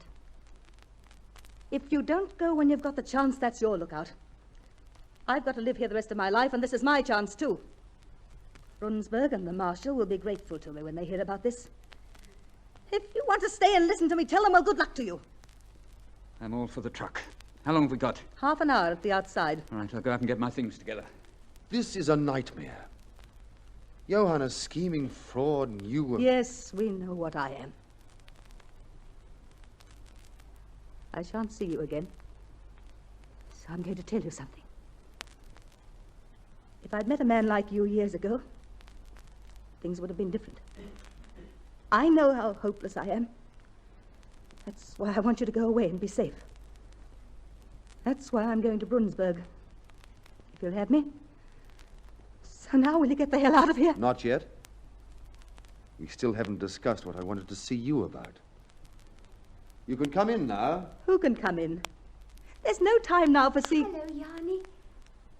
Frankie! Yanni, look, I'm walking. I went to the church. I know you told me not to, but he cured me. Dr. Drew cured me. I'm getting stronger every day. It's unbelievable. It's impossible. I don't know what to say. Oh, God, it's too wonderful. So this is how you repay me for being so absolutely foul to you. I don't think I can bear any more. Honey, what is it? What's the matter? It's all right, Frankie. Your sister's upset because it's been such a shock to her. Dominic, we're forgetting the danger. Please, please go away and take them all with you, please. If I go, you're coming with us? I don't think so. Paul. So, you're going to cover up this band of murderers, are you? Oh, yes, I heard your little talk. Listen to me, Priest Luck. Save it for Brunsberg. It'll make very interesting listening, Yanni, for Brunsberg, with whom you're on such very good terms. You'd like to know what you're going to help the would-be murderers of our marshal to escape scot-free? Priest Luck. Stay where you are, or I'll shoot. This is one gun you didn't hide. Yanni, I'm all ready. Oh. Come in, Comrade de Koning. My congratulations on the miraculous recovery of your sight. So you've told him? She's told me nothing. I just have a gift for overhearing things. I'm going to ring Brunsberg and tell him exactly what's happened, and by tomorrow we'll have the lot of you shot or hanged. The only one who'll be spared will be little Lily. I'll look after her. Oh, no, you won't. Selma! Look out, look out!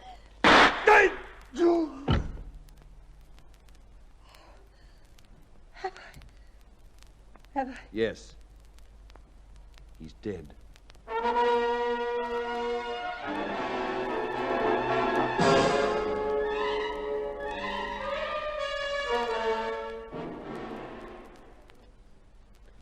The truck's at the back door, everyone, in the lane. Hurry into it now. We may just get away before Brunsberg arrives. You're very good, Doctor. But it's no use. It is. The truck's never searched. I've got a pass. We'll cover you up in the back with a tarpaulin. You'll be over the border in an hour.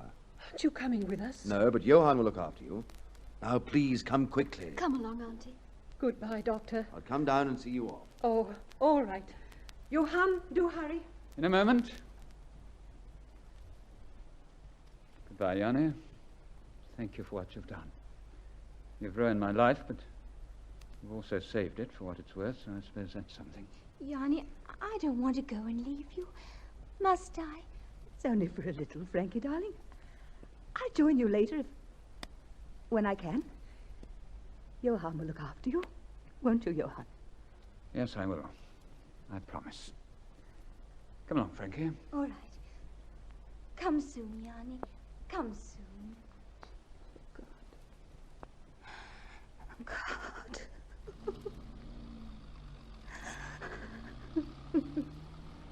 They've gone. Dominic, why didn't you go too? We've been into all that. You refused to go. Somebody's got to be here to meet Brunsberg, or they'd never get as far as the border. I realize that. I also realize if he found me missing, he'd phone and have the truck stopped. You're terribly hurt, aren't you?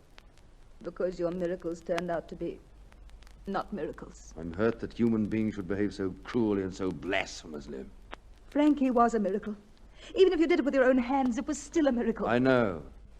And if Johann and his friends hadn't worked this trickery, Frankie would never have seen these so-called healings, and so she'd never have come to this house and to me.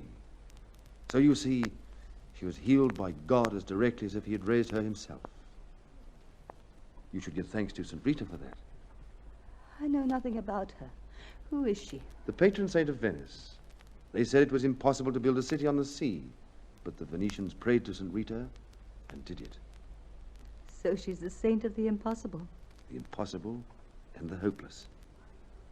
What gave them that tremendous faith? There must have been a logical reason. Not necessarily.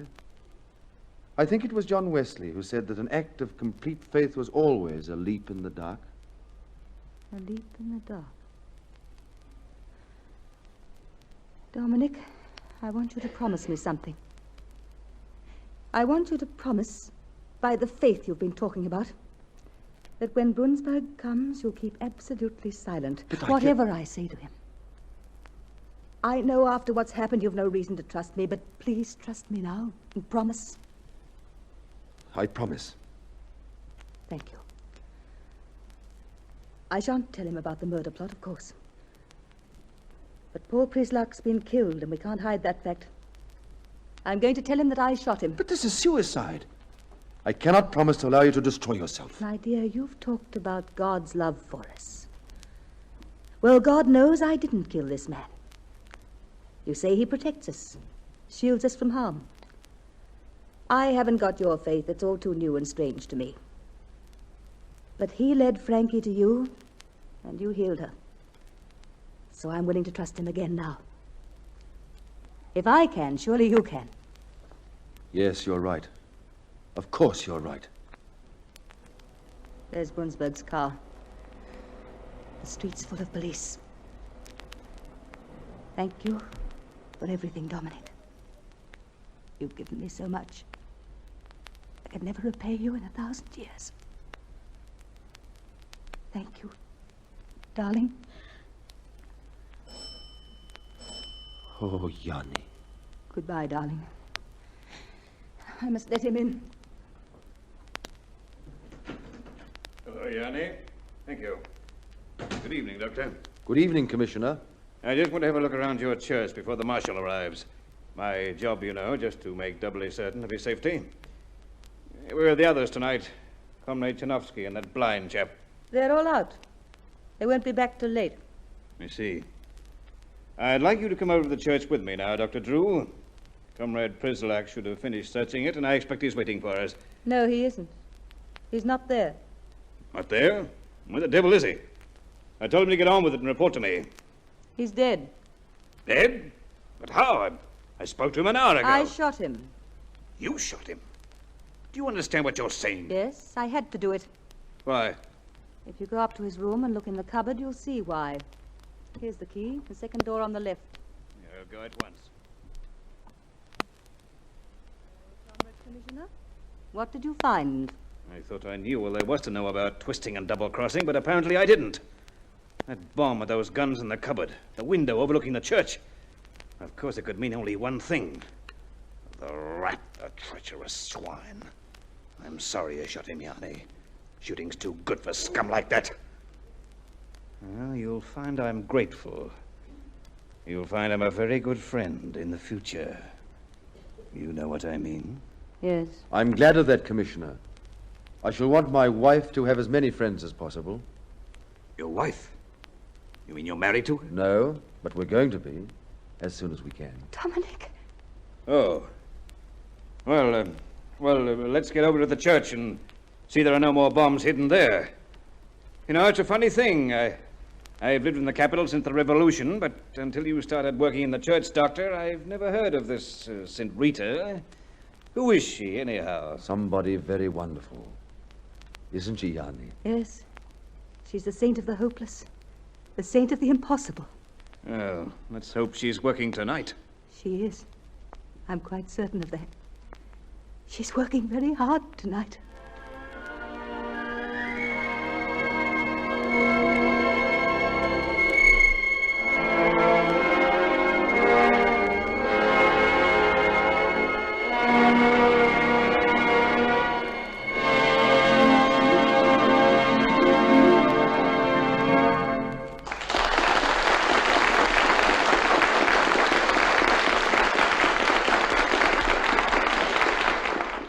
So ends our Caltex play, A Leap in the Dark.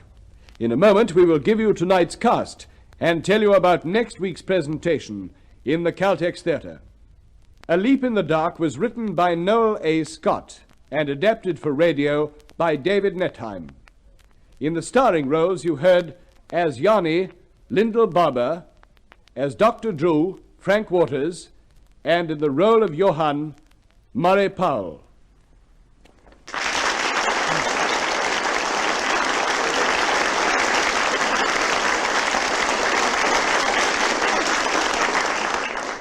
The supporting cast was as follows: Lily, Amber May Cecil, Paul Prislack, Alan Trevor, George Bunsberg, Gordon Glenwright, Madame Charnovsky, Jean Robertson, Frankie, Judith Godden.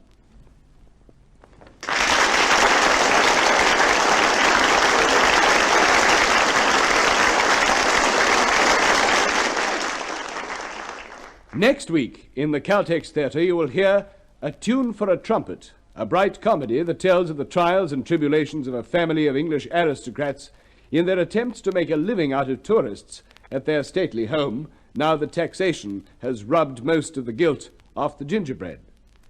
Be listening for this amusing play, A Tune for a Trumpet, next week.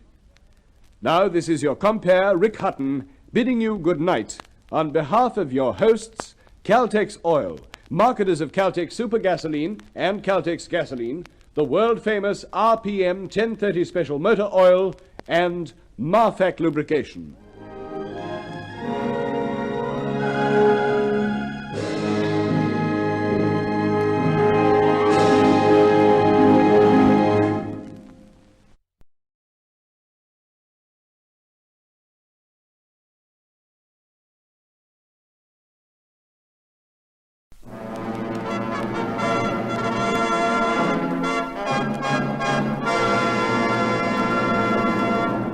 Welcome to the Caltex Theatre, a full hour of dramatic entertainment broadcast over a nationwide network of stations throughout Australia. The Caltex Theatre is brought to you by Caltex Oil, marketers of over 1,000 outstanding petroleum products, in association with Caltex dealers and distributors everywhere.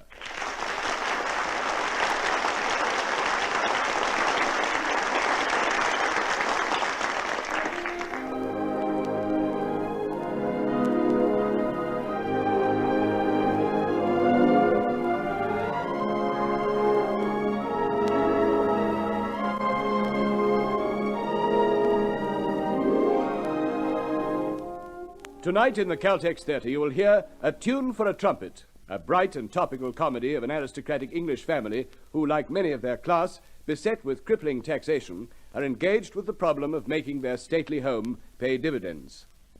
Starring tonight, you will hear Geoffrey King. Your producer, Creswick Jenkinson.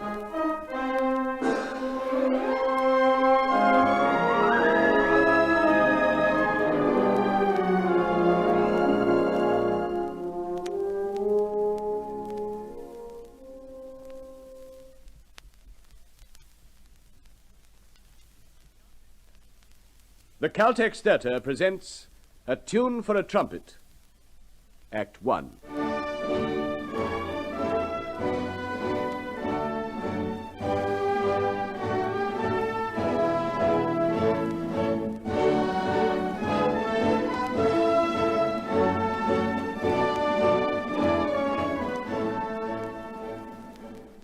And here, ladies and gentlemen, we have the Great Hall. You observe the fluted walls, the vaulted roof, and the marble floors, giving an almost overwhelming impression of a Gothic railway station. Presumably it was this that persuaded his lordship to build the extensive miniature railway you see at the far end. Well, all this part of the house was built by Capability Stevens for the 8th Earl Decrepit. It's the only sample of the architect's work still in existence, the others having collapsed in ruins. In shame or embarrassment, would you say, Headingley? I'm not quite old enough to have seen them fall, Mr. Mordaunt. You're doing reasonably well. I've marked your card for you. Card?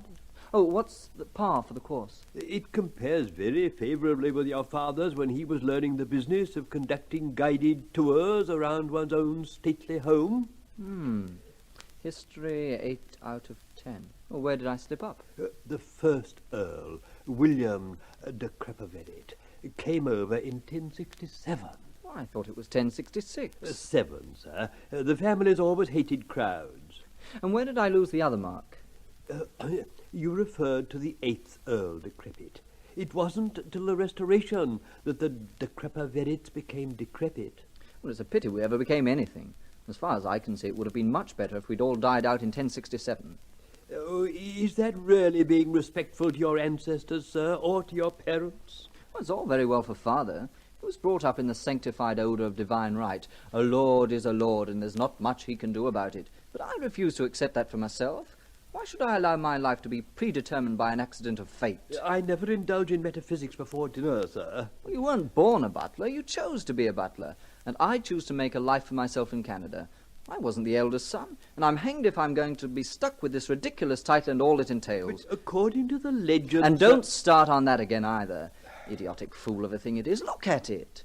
As if it weren't repulsive enough. Some crazy ancestor had to carve it all over the chimney-piece. But if he hadn't, intervening generations might have forgotten, sir.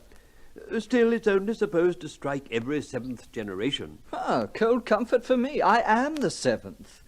After generation 7, death shall see that life is riven from the heir and the eldest son long before his course is run. Oh, poor old Antony. That part of the wretched thing came true for my brother anyway. And the second son inherit all that his estate do merit.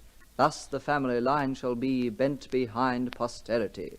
Well, apart from anything else, it makes me sound like something out of Hiawatha. As you've decided to emigrate to Canada, that would seem to be singularly appropriate. Here you are, Headingley. My lord. Look, I've gone and mucked up something in this engine.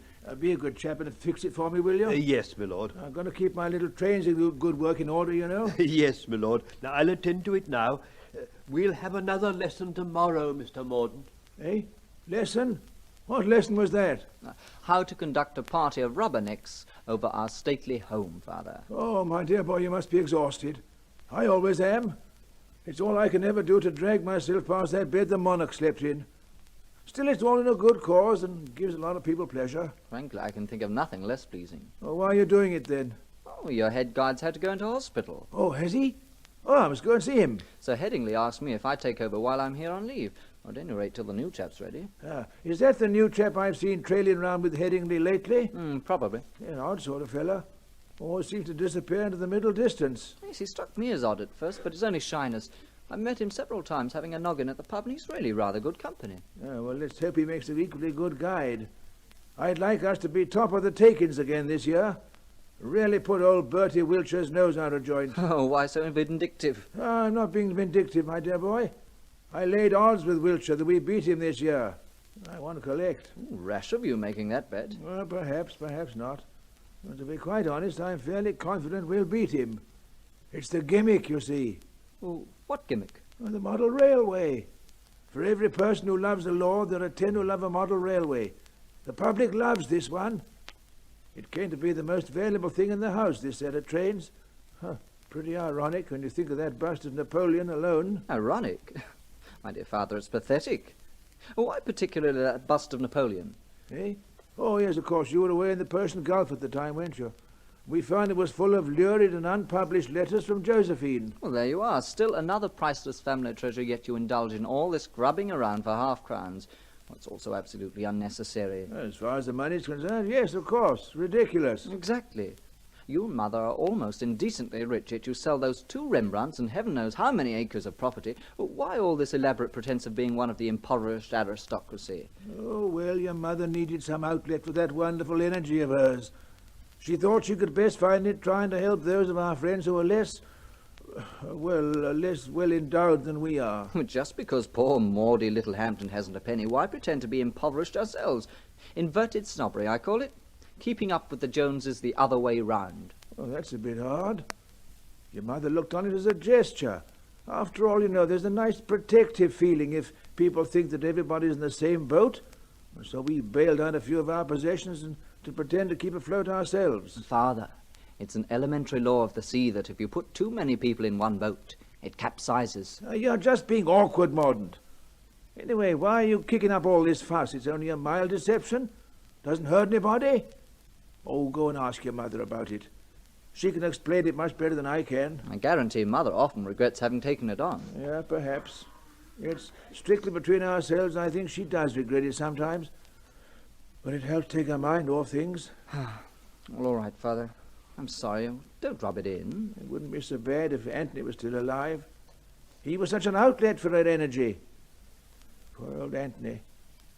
Now I mention him, you know your pushing off to Canada has rather thrown her back on her old hopes about him. Surely she can't believe after all these years that Anthony's still alive? I think she really does. There were at least a dozen fellows she claimed to identify as your elder brother when we were in Singapore last year. That must have been rather embarrassing. Oh, well, an understandable association of ideas. After all, he was out there we last saw him, and being out there again, I suppose she hoped she might run across him. Hope springs eternal, you know. Hello, I'm home. Ah, there she is now. Funny, I didn't hear the car. Headingley, I'm terribly sorry. Harrods were right out of prawns. Oh, hello, darlings. Hello, my Hello, my dear. It was good of you to try, my lady. Well, I know how you love them, and I hate disappointing you. Oh, these parcels. Thank you, my lady, but I'm not at all disappointed. The last thing I want now is a prawn. Would you care for some tea? No, thank you. I had some before I left town. Very well, my lady. Well, I must say I'm glad to be home. I had a wild ride in the train. Why on earth didn't you ring up with a car, Diana? I didn't dare. There were spies everywhere, Percy. Eh? Who, for instance, is that man outside, the one trailing around after Headingley? The new guide. Oh, what a relief. Silly of me to be so suspicious about strangers, I suppose, thinking all of them might be spies. But I'm always so much more conscious of spies after a meeting. Spies? A meeting? What are you talking about, Mother? What sort of a meeting have you been to? A trade union meeting, dear. Trade union? What were you doing there? I have every right to be there. I am a fully paid-up member. You? Belong to a union? Well, of course, dear, everybody does. What union? Stosh. What's the matter, Father? Nothing, why? I thought you swore. No, I was telling you about your mother's union. Stosh. That's its name. S-T-O-S-H. The Society for the Titled Owners of Stately Homes. Oh, good heavens. And just what do you talk about at these meetings? What everyone talks about at a trade union meeting, dear. Money. And how did this come into being, this incredible union? Well, we all got together on one Gold Cup day, and by the end of the third race, we'd voted a council and declared a closed shop. Oh, my sainted aunt. None of your aunts were saints, dear. And why so surprised? We had to prevent exploitation somehow. Exploitation by whom? By what are laughingly known as our peers. But aren't they all members of this union? Well, of course they are, darling. Our union was formed to protect ourselves from each other. Oh, well, I don't know. You see, before Stosh established a price freeze, there was the most awful mix-up over admission charges. Some shocking undercutting. For instance, you could go round Thorpe Abbey for 1 and 9. All very well for them, they had no overheads. The only roof left at Thorpe Abbey was the one in the Great Hall, while just 5 miles away, poor Dora Lemure's roof covers half an acre and is supported by 200 cherubs. She couldn't possibly manage on 1 and 9 a head. Of course not. We had to take a firm stand somewhere, and we took it at half a crown. Needless to say, Bertie Wiltshire wanted to make it 3 shillings. Of course, you know their family motto. Charity begins at home. I'd no idea you were so highly organised.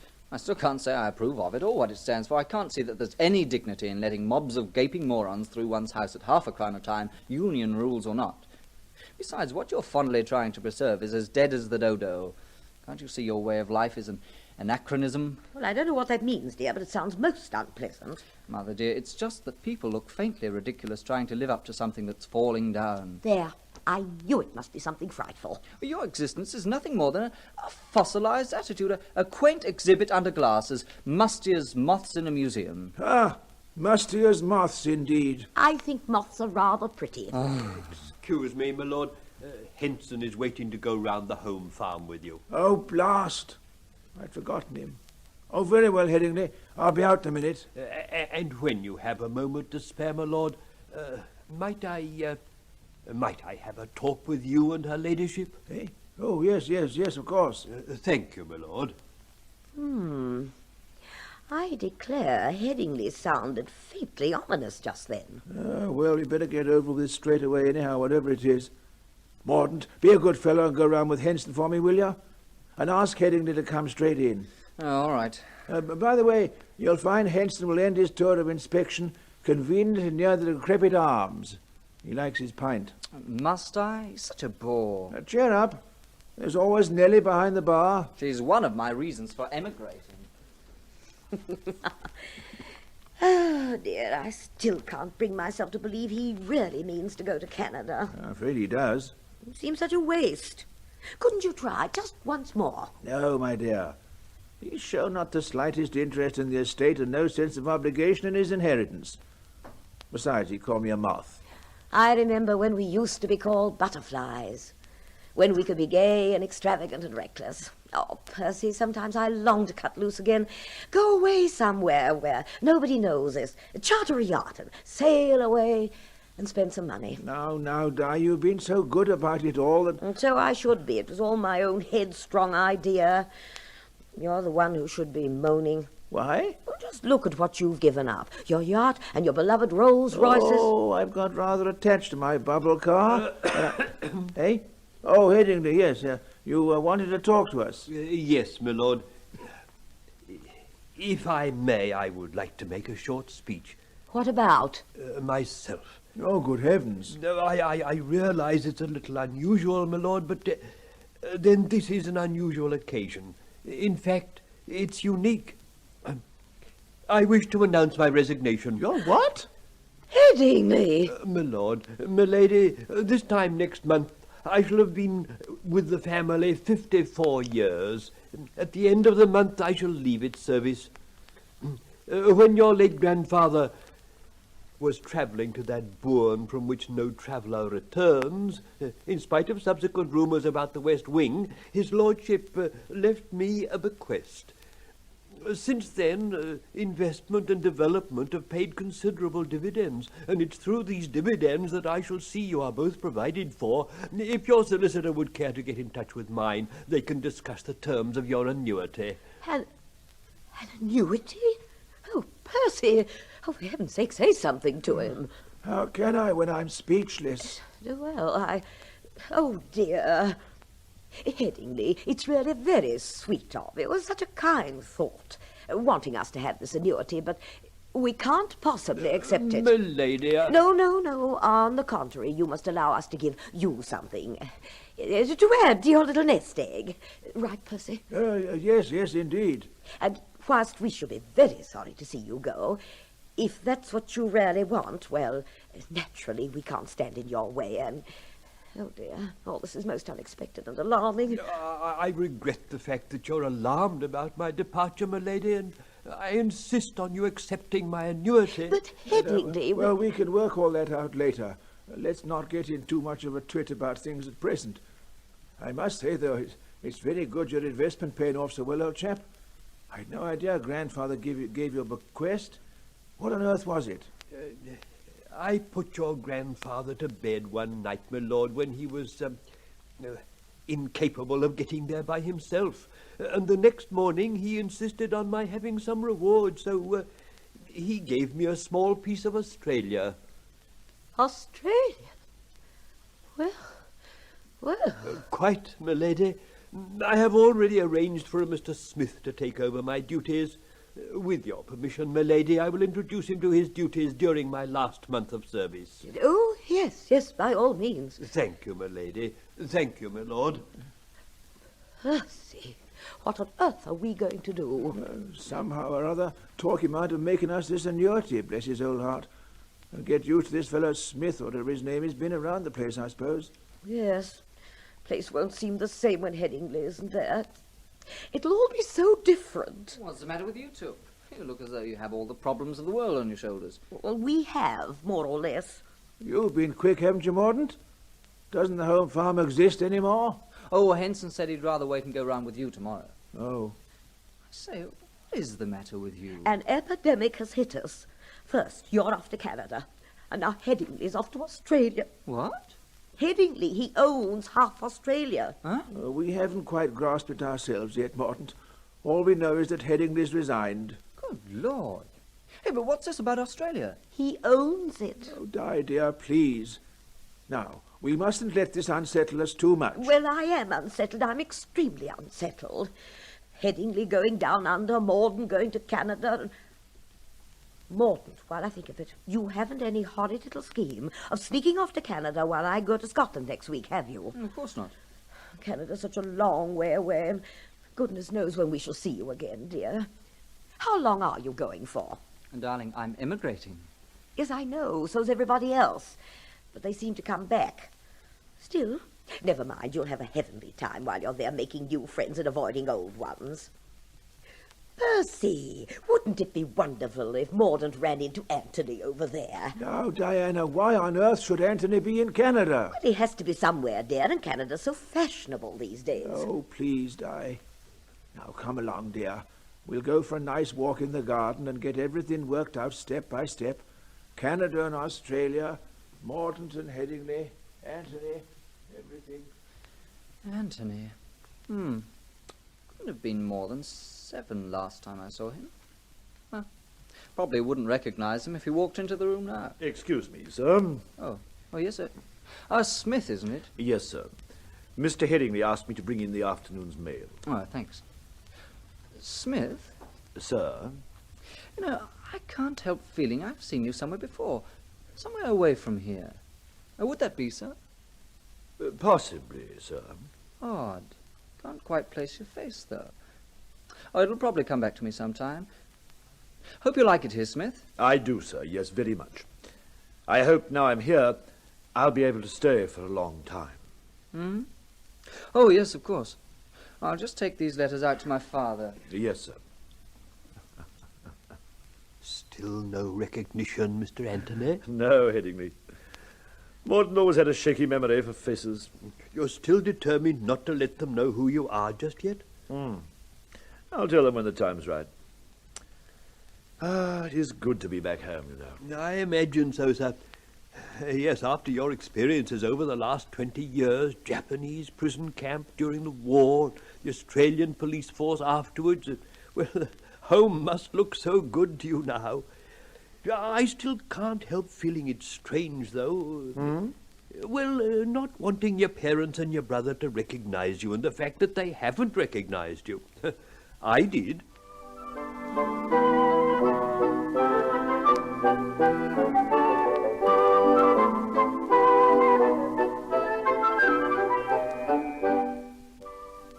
I got him, Headingley. I got him. Ah, the thrill and heat of the chase. Good morning. Good morning, sir. Whom did you get, my lord? A rat. A great big rat. I could resist a pretty woman, but I could never resist a rat. Imagine it. A rat as big as a rabbit in the cafeteria. And I caught him with my bare hands. Congratulations, my lord. Of course, I had to stun him with a bust first, but I got the blighter. That's the main thing. Haven't I seen you somewhere before?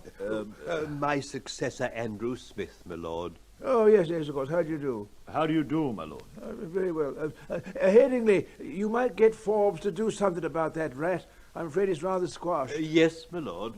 My father used to stuff all the animals he destroyed, Smith. You've probably seen him in the gun room. Nowadays, everyone takes their photographs. But this one wasn't really looking his best. That's unfortunate, my lord. Yes. Well, I suppose her ladyship will be back soon, Headingley, eh? My wife's away in Scotland at present, you know, seeing her father off. He's going round the world while it's still there.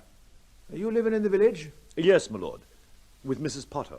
Oh, yeah, dear old soul. You met Mr. Mordaunt, of course? Yes, my lord. Yeah, Mordaunt's the younger of the two boys. I had an elder lad. Yes, Mr. Headingley did. Nice boy. I was governing an outpost of Empire when he came out for a holiday. War was declared, so he stayed on with us, but then the Japanese invaded and carted him off. I suppose they thought he was old enough to be put to work for them. Poor little chap. Still, his mother thinks he's probably somewhere about. He never was much good at writing letters. Well, I think I'll have a whiskey and soda on the strength of killing that rat. Splendid effort on my part, even if I do say it myself, getting the better of the beast. I remember once when I was in India, and there I was face to face with a man-eating tiger.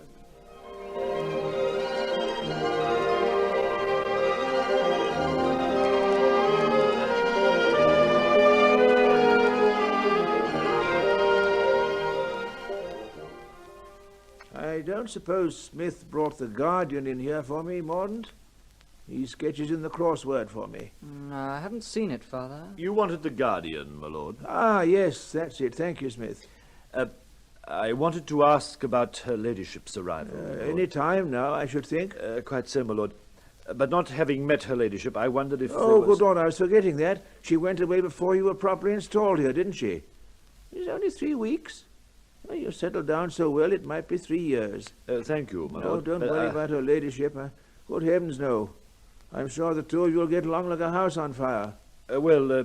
Yes, let us hope so, my lord. Thank you. Yes, my word you will. Capital fellow, that Smith, eh, Mordaunt? I like him enormously. He's doing very well here, too. Headingley's going seems to have caused no more than a ripple. Poor old Headingley. That hysterical leave-taking. 16 pieces of baggage and Mrs. Perkins. Had he ever promised to marry her, do you think? Oh, no more, I imagine, than Pickwick said he'd marry Bardwell. Mrs. Perkins certainly let fly with some Dickensian wild talk. I must say I'm rather glad your mother wasn't here to witness it. I imagine she's being treated to some pretty fine wild talk in Scotland right now. Our relatives up there have hysteria down to an art. Ah, poor darling. It can't be much fun for her at all. Dreadful thing to have happened, her father going off like that. Yes, so sudden. Well, there was Grandpa throwing in the party the size of a royal ball, and the next minute the whole thing turns into a wake. Yeah, I wish she'd let me come up there for her, be with her. Oh, when has Mother ever willingly let you face the unpleasantnesses of life? Never. Oh, Mother! Oh, why, darling. I didn't hear the car. No one told me you were back. Well, I wanted to surprise you, and I'm glad I have. Oh, that's the most wonderful surprise. How are you? Feeling better? Oh, yes, more or less over it now, Percy. As a matter of fact, being quite honest, there wasn't much to get over. The whole thing was almost too funny to be gloomy. Funny? Well, I didn't mention it in the letter, dears. I didn't want to run the risk of the truth getting into the wrong hands. You see, everyone thought Father died of a heart attack, but he didn't. If they knew how he really died... Well, how did he die, for heaven's sake? Laughing. What? Died of laughter. And he literally couldn't have timed it better. You see, he'd arranged a gift into Vivos for my brother. What's that? Oh, a way of avoiding death duties. You make over all your money to your heir while you're still alive. Yes, but the crux of the whole thing is that having given it all away, you have to live for another 5 years at least.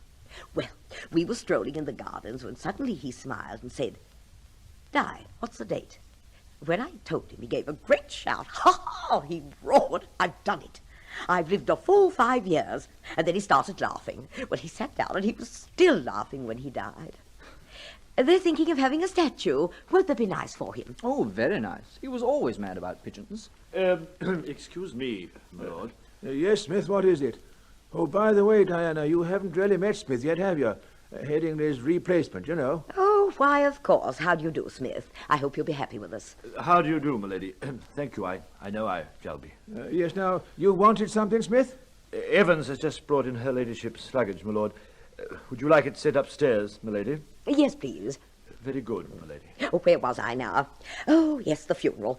Well, the only miserable part of the whole thing was the reading of the will. Isn't it odd how the moment a will is read, skin and bones begin to look like beaks and claws?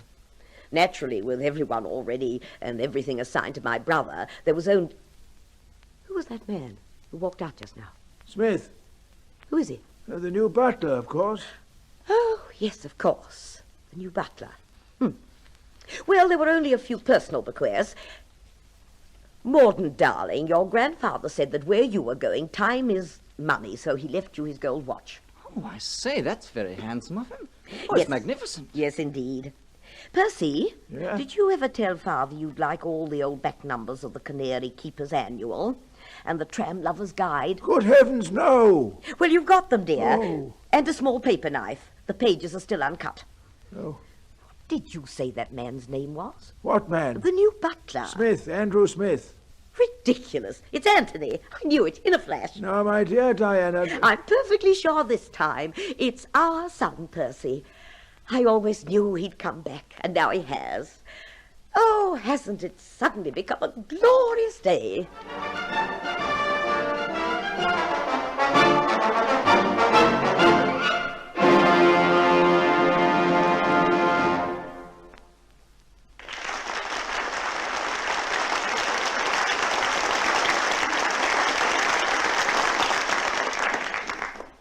And so the curtain falls on Act 1 of tonight's Caltex play, A Tune for a Trumpet.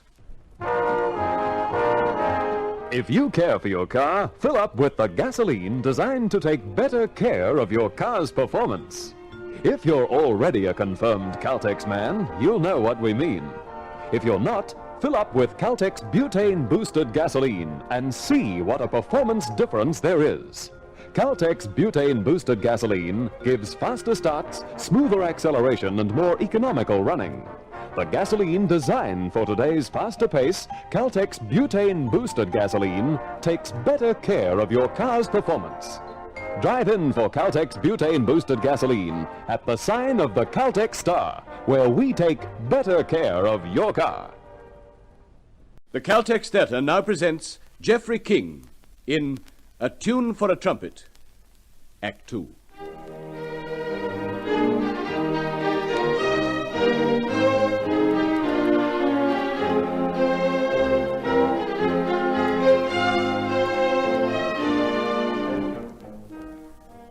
Now, Di, really, you must not embarrass Smith by trying to make out he's Anthony. How could he be embarrassed? Because, well, he isn't Anthony. He's a butler, Smith butler. Anthony. Di, dear, he's a rare treasure in these modern times, the perfect servant. He already manages to find anything I lose or drop or mislay.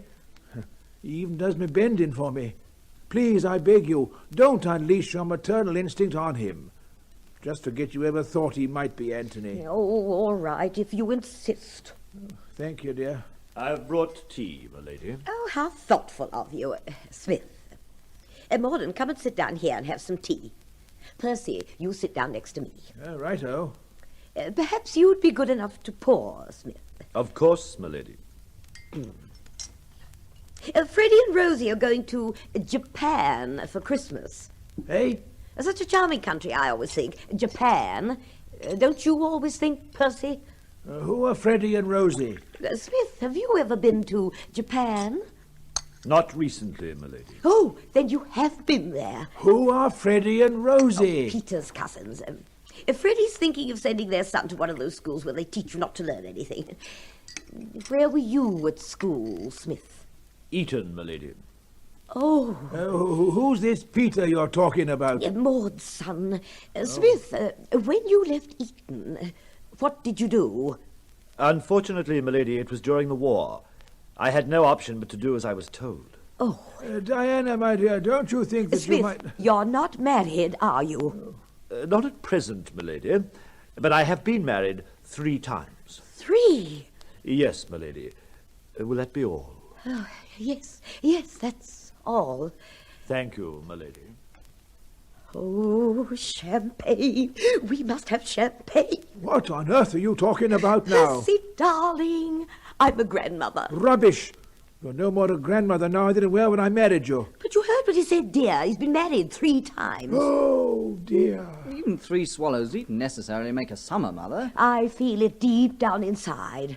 One can't deny a grandmother's instincts, you know. If it's anything like a mother's, the fairies have failed you again. Oh, Percy. I say, just as a matter of interest, supposing he is Anthony, your lost heir, what does your present heir do? You mean you? I mean me. I thought you were going to emigrate. Well, so I am, but I just wondered if Mother had worked out the technical details of my styles and titles. Tiresome little details the passport people like to know. But of course it would change everything. There you are, my dear. We must jog his memory, question him closely, and find out if he really is Anthony. Which I'm sure he is, of course. But we must find out for Morden's sake. Mordaunt, I could kill you. Pondering to your mother's whims like this? Well, don't you take any notice of him, Morton, darling. Oh, wouldn't it be wonderful to see his face when I say, Smith, we know you are Anthony. And Anthony, darling, this is your father. He'll probably faint dead away on the spot. Percy, I don't care what you say. I am convinced he's my son. And I'm getting him in here to put the fact to him. No, don't ring for him. It's too late. The butler's pressed. Dear.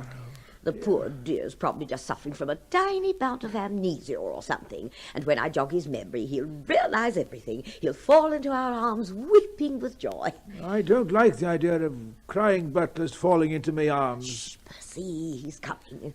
My lady. Yes? You have something to tell us? Yes, my lady. Your son has returned home, Mr. Anthony. Mother, how wonderful to see you again. Hello, Father. Hello there, Mordaunt. Good to see you all again. Been a long time, eh? Oh, I'm going to faint. Yeah, give me some room and I'll join you. Oh.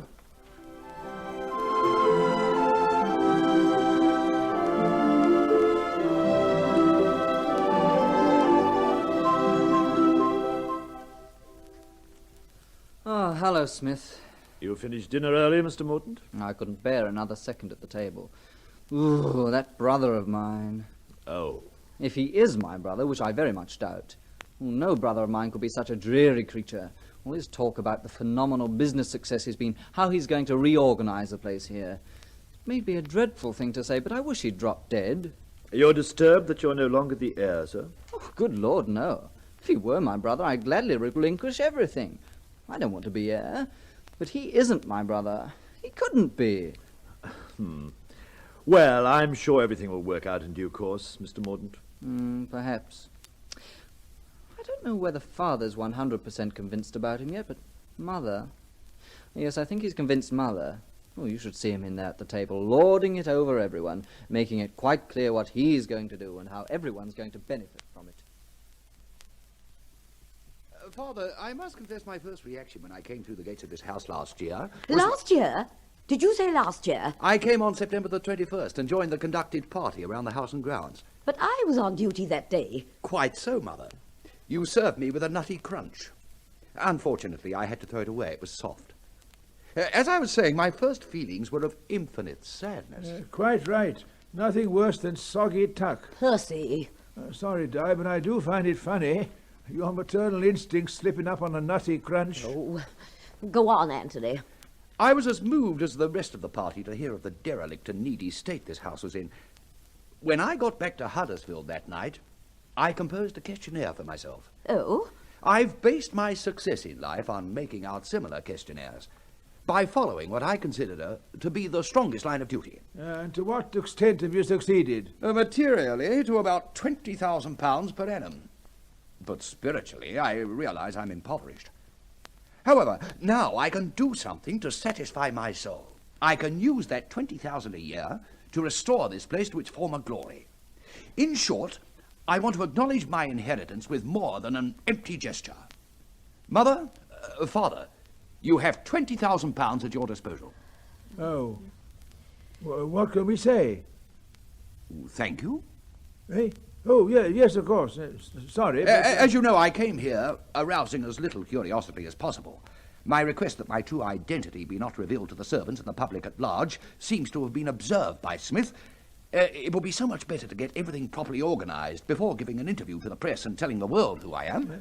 When you speak about getting everything properly organized... well, with your permission, I intend to use the East Wing as an operational base. Business efficiency depends on the saving of time and space. The waste in this house alone is appalling. Those dungeons, for example. Why hasn't anybody thought of growing mushrooms in them? I can't imagine. However, that's beside the point. Mushrooms are trifles. Truffles, dear, surely. Please, Mother. What I propose is to make every inch of the house and estate pay for itself. Take the furniture, for instance. I know a bit about that sort of thing. We'll earmark all the stuff we want to keep. The rest we can sell. We're not a bazaar. We can turn the ballroom into a dance hall, the steward's pantries into coffee bars, and the old pantry will make a perfect dark room. What for? The resident photographer. Oh. Apart from the daily visitors, people who live in caravans like to be photographed in castles. What caravans? There's a perfect site down in 5 Acre Bottom. Oh, Percy, if we let him do it, we'll be thrown out of Stosh. Oh. Oh, I say, has she fainted again? Odd. I imagined I'd inherited her iron constitution. Obviously, it was yours. For heaven's sake, stop talking and fetch Smith. Oh, yes, of course. When Mother recovers, I'm sure you'll both appreciate how opportune my return is. For myself, I have no doubt about it. Oh, and as soon as one can, spiritually, one should call a halt to the manufacture of jelly babies. All right, I'll get Smith. Di, darling, are you all right? Oh, hello, Percy. Yes, dear? Did I faint? Well, I was under the impression you did. Then it must have been subconscious. I distinctly thought I heard someone say, jelly babies. Are you all right, milady? Yes, don't fuss, thank you, Smith. There's nothing the matter with me now. Hey, what's happened? I met that brother of mine going out the front door, and he said you'd passed out. So I did, dear, in a fashion.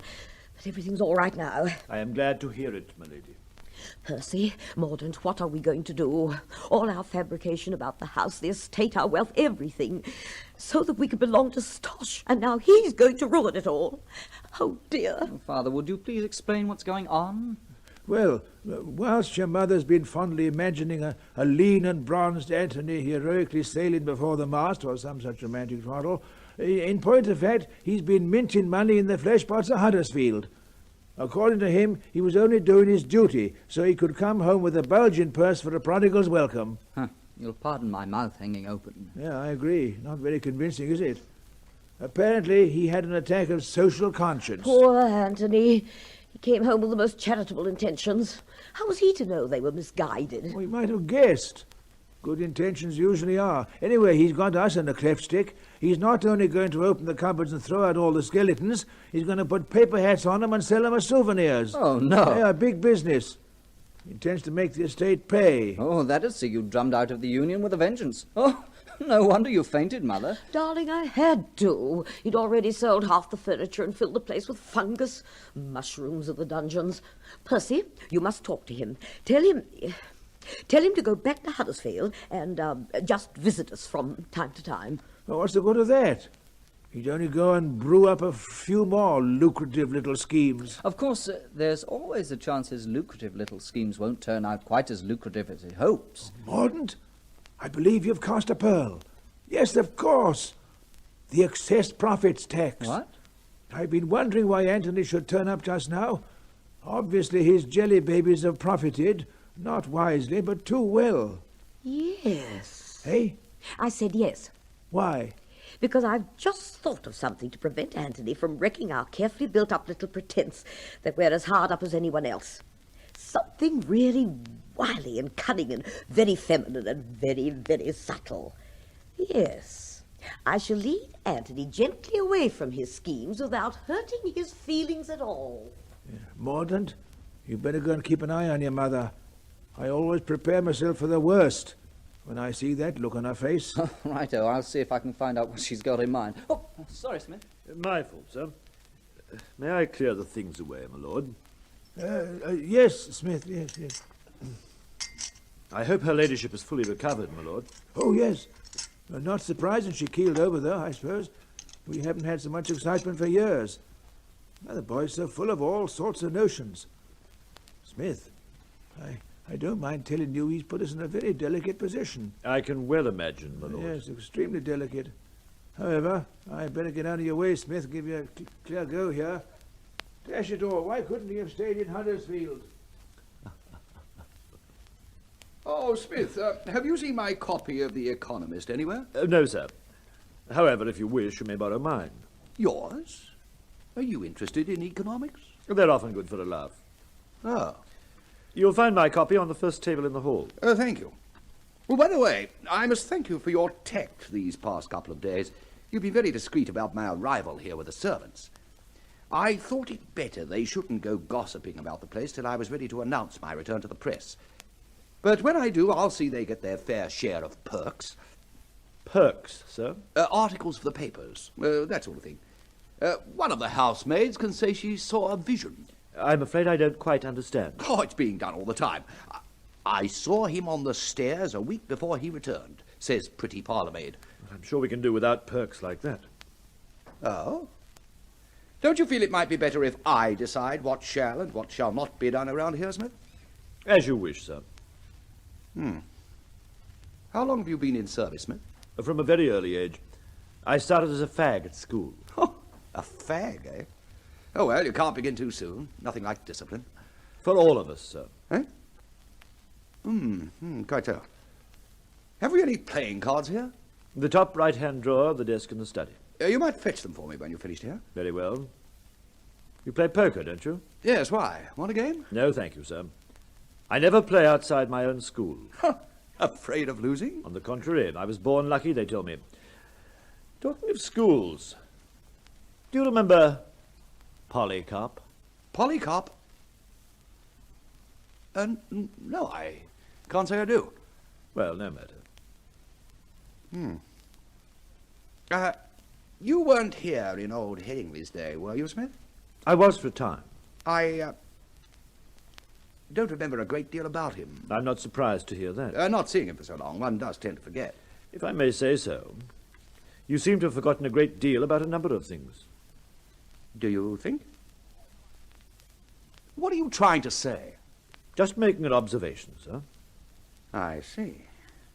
Exactly what did you mean by mentioning that word Polycarp? Nothing in particular.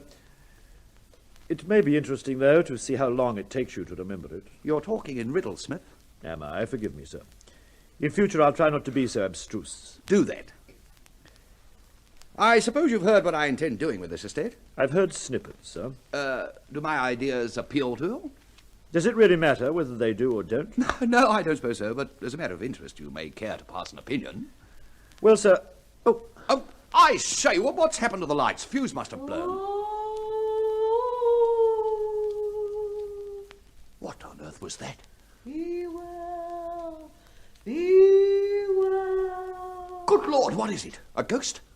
By the hand of witch and warlock, time shall take the hind and forelock of the eldest son, ere his course is run, and the second son inherit. Heaven help us, that was a ghost. No, sir. Your mother. Eh? Ah, and there we have the lights on again. Of course, rumours abound here that we are haunted, but that was not one of the apparitions. Mother? Well, why on earth should she go on with that nonsense? Perhaps she's hoping to frighten you away from the place. Why should she want to do that? She may feel your sudden return will disturb her life too much. How dare you say that? No. You asked for my opinion about your plans, sir. Her ladyship's ideas and mine match up reasonably well. If there was some way I could frighten you into leaving, I'd be tempted to try it. My mother is delighted over my return, Smith. And one more remark like that from you, and we'll see who leaves. I always believe in giving honest opinions, sir. Very well. So you may not have much faith in my plans at present, but... I'm a tolerant man, Smith. Easy-going, one might even say. I'm prepared to overlook what you just said. Yes, you'll grow to like my ideas in time. It's essential you do, as a matter of fact. Why, sir? Because you're a very good butler, even if you are a little outspoken. You can be a great help to me. Yes, indeed. So we'll just forget that little contretemps happened, eh? Very well, sir. Yes, that's the way. You mentioned rumours about the place being haunted. Tell me more about that. Being away so long, I've forgotten all the legends. The West Wing is supposed to be haunted by your great-grandfather. Many people swear they've seen him. His presence is first announced by an echoing hiccup, after which the spectre comes lurching down the corridor, smelling of rum. Whew. And what happens then? He usually trips over his feet, falls flat on his face, and disappears. Oh, bad luck. Why, sir? Well, that he's not more fearsome. If only he'd clank some chains and let out some blood-curdling screams. That's the sort of thing the tourists want from a ghost, you know. They like to be scared. Oh, no, I believe there's nothing at all scaring about your great-grandfather. Doesn't he do anything more than pass out? If one should be standing before the spot where he collapses, he will attempt to tell one a few slightly risque stories, but he always forgets how they end and has to be prompted, which tends to take the gilt off the gingerbread, as it were.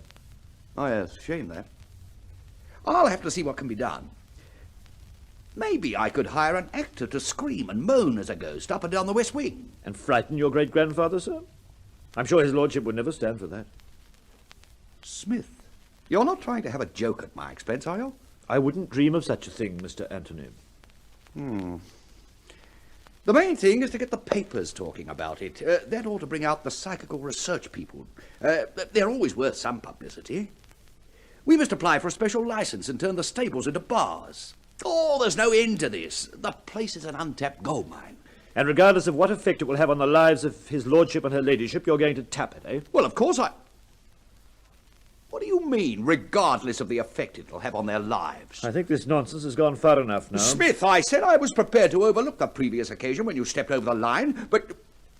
But what? Confound you, you insolent... Sit down, friend. It's time you and I had a sensible talk. One word from me, Smith. Yes, that's all it needs. One word. Oh, I'm sick of this. Clear out. Go on. You have your notice. Pack your things and get out. I'll find someone else to replace you. I doubt it. However, you...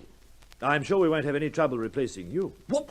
How dare I've packed your suitcases. They're in the back of the car. You can leave immediately. What? And the car's at the side door to make it more convenient for you. No one should see you leaving from there. I'm sure you'd prefer not to be seen. Now, look here. I have. I wish you could see your face. What? We were talking about schools earlier on, you remember? Schools? Poker schools. I was reminding you how unwise it is, Arthur, to gamble outside your own school. Just what are you? In this school, Arthur, I hold all the aces. You haven't a chance. You're off your head. Where's my father? Your father died, didn't he? What? I seem to recall he died quite a number of years ago. Look, I don't wish to appear inquisitive, but can you prove that? As conclusively as I can prove that you're not Anthony Viscount Sequester. Your name isn't even Denton, is it? You changed it when you were expelled from Eton. By the way, I never caught up with the full story on that. You seem to think you know a lot about me. Were you at Eton? I was. With me? Yes. I don't remember you. As far as I recall, you were owing me 5 bob, a pint of champagne, and a tin of baked beans. Polycarp! What do you know about Polycarp? There were only 3 of us in that gambling club. That's right. You were Polly Doodle. Scratcher Poll was killed in France, and Pretty Poll was reported missing, presumed dead. Exactly. Only presumed. Anthony? Of course. Good Lord. But what happened? Where have you been? Oh, that's a long story, but not for now. I'll tell you some other time. But what the devil's all this butler charade? It's my way of trying to work my passage home. It gives me time to acclimatise myself to the family and the old way of life. Well, I'm blown. Oh, this is mad, the whole thing. It's superbly scatty mad. Well, what have I got to be so cheerful about? I've been stacking my chips for 2 years on this gamble. That's why I wouldn't play you. I told you I was holding all the aces. But whatever possessed you to try such an impossible gamble? You should know me, if anyone does. Just the gamble. A little bit of a risk, a little bit of luck, a lot of vanity. And you know, it wasn't all that impossible with you out of the way, as I thought.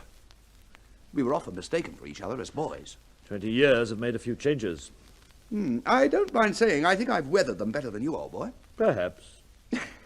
Well, of course, the game's up now, so I'd better take your advice and go for my life. Here. What's that for? The 5 bob I owe you. A tip for packing my things and getting the car ready. I'll hear that story of yours one day over a pint of champagne and a tin of baked beans. How quickly the mighty can fall. It's a shame. A beastly shame. Cheerio, old chap. Oh, Smith!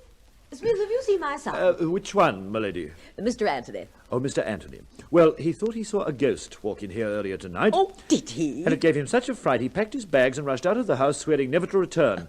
He's terribly afraid of ghosts. Oh, isn't that marvellous? I'm sure I know exactly what you mean, my lady. I say, who's gone off in a car this time of night? It's just gone whizzing down the drive like one of the bats out of the North Tower. It must have been that idiot Morden clowning about. He's gone. He's taken off into the night. Who has? Anthony. Good Lord. Well, of course he's gone. Men, what can you accomplish when there's a woman at hand? I organised his departure quite simply. All it needed was a little feminine guile. And I think I deserve a little party for being so clever. Let's have some champagne. I just happen to have an iced bottle and some glasses here, my lady. Smith, what would we do without you? I always make a point of having a bottle on ice. One should never overlook the possibility of burglars. I believe in approaching a burglar with a bottle of champagne. It's rather disarming. Oh, well, Mother, I can't imagine how you managed to get rid of him, but it'll give us a bit of a breather at least. Have you thought how you could reconcile him to Stosh? You'd never persuade him to be a member. The answer to that, dear, is quite simple. Stosh is bosh, and I can't think why I haven't said it before. Ashamed of the paucity of your wit, no doubt. I'm not trying to be funny, I mean it. That union is nothing but a great big bully, and I think it's high time someone stood up and said no. In the beginning, it was a very good thing, but now it's gone beyond the bounds. It's much too bossy, and I refuse to be bullied any more. Don't you agree, Percy? Good Lord. Darling, why are you staring at Smith like that? Good Lord. There, you see, he hasn't been listening. He's probably tired. I'll talk to you about it in the morning, Percy. You see, Mordaunt, all we have to do is resign from Stosh. What could be easier? Anthony. Champagne, father? No, darling, that's Smith. Anthony's just gone. Champagne, mother? Thank you. Really isn't your father extraordinary? When I call you Anthony, he says you're Smith. And now I call you Smith, he says you're Anthony. I really don't understand him at all. I'm afraid he's getting old.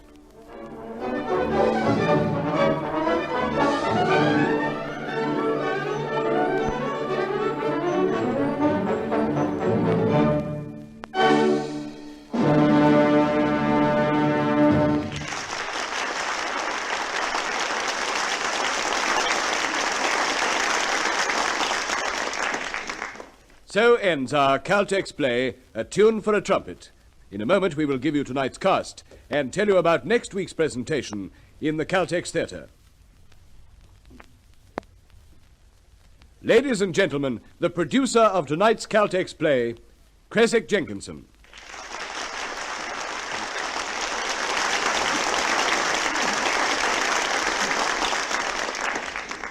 Thank you. A Tune for a Trumpet was written by Gwen Cherrill and adapted for radio by John Crane. In the starring role you heard... I played Percy, the 6th Earl of Decrepit. This was Geoffrey King.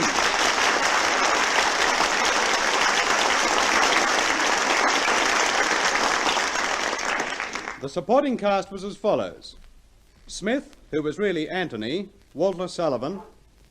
Mordaunt, John Dennis. Headingley, Charles Tasman. Arthur Denton, the impostor, Leonard Bullen, and as Diana, Countess Decrepit, you heard Neva Carglin.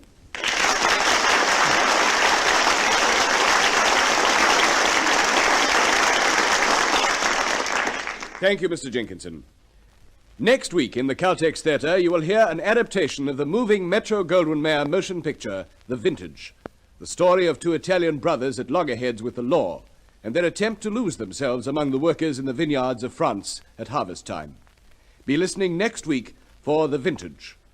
Now, this is your compere, Rick Hutton, bidding you good night on behalf of your hosts, Caltex Oil, marketers of Caltex Super Gasoline and Caltex Gasoline, the world-famous RPM 1030 Special Motor Oil, and Marfac Lubrication.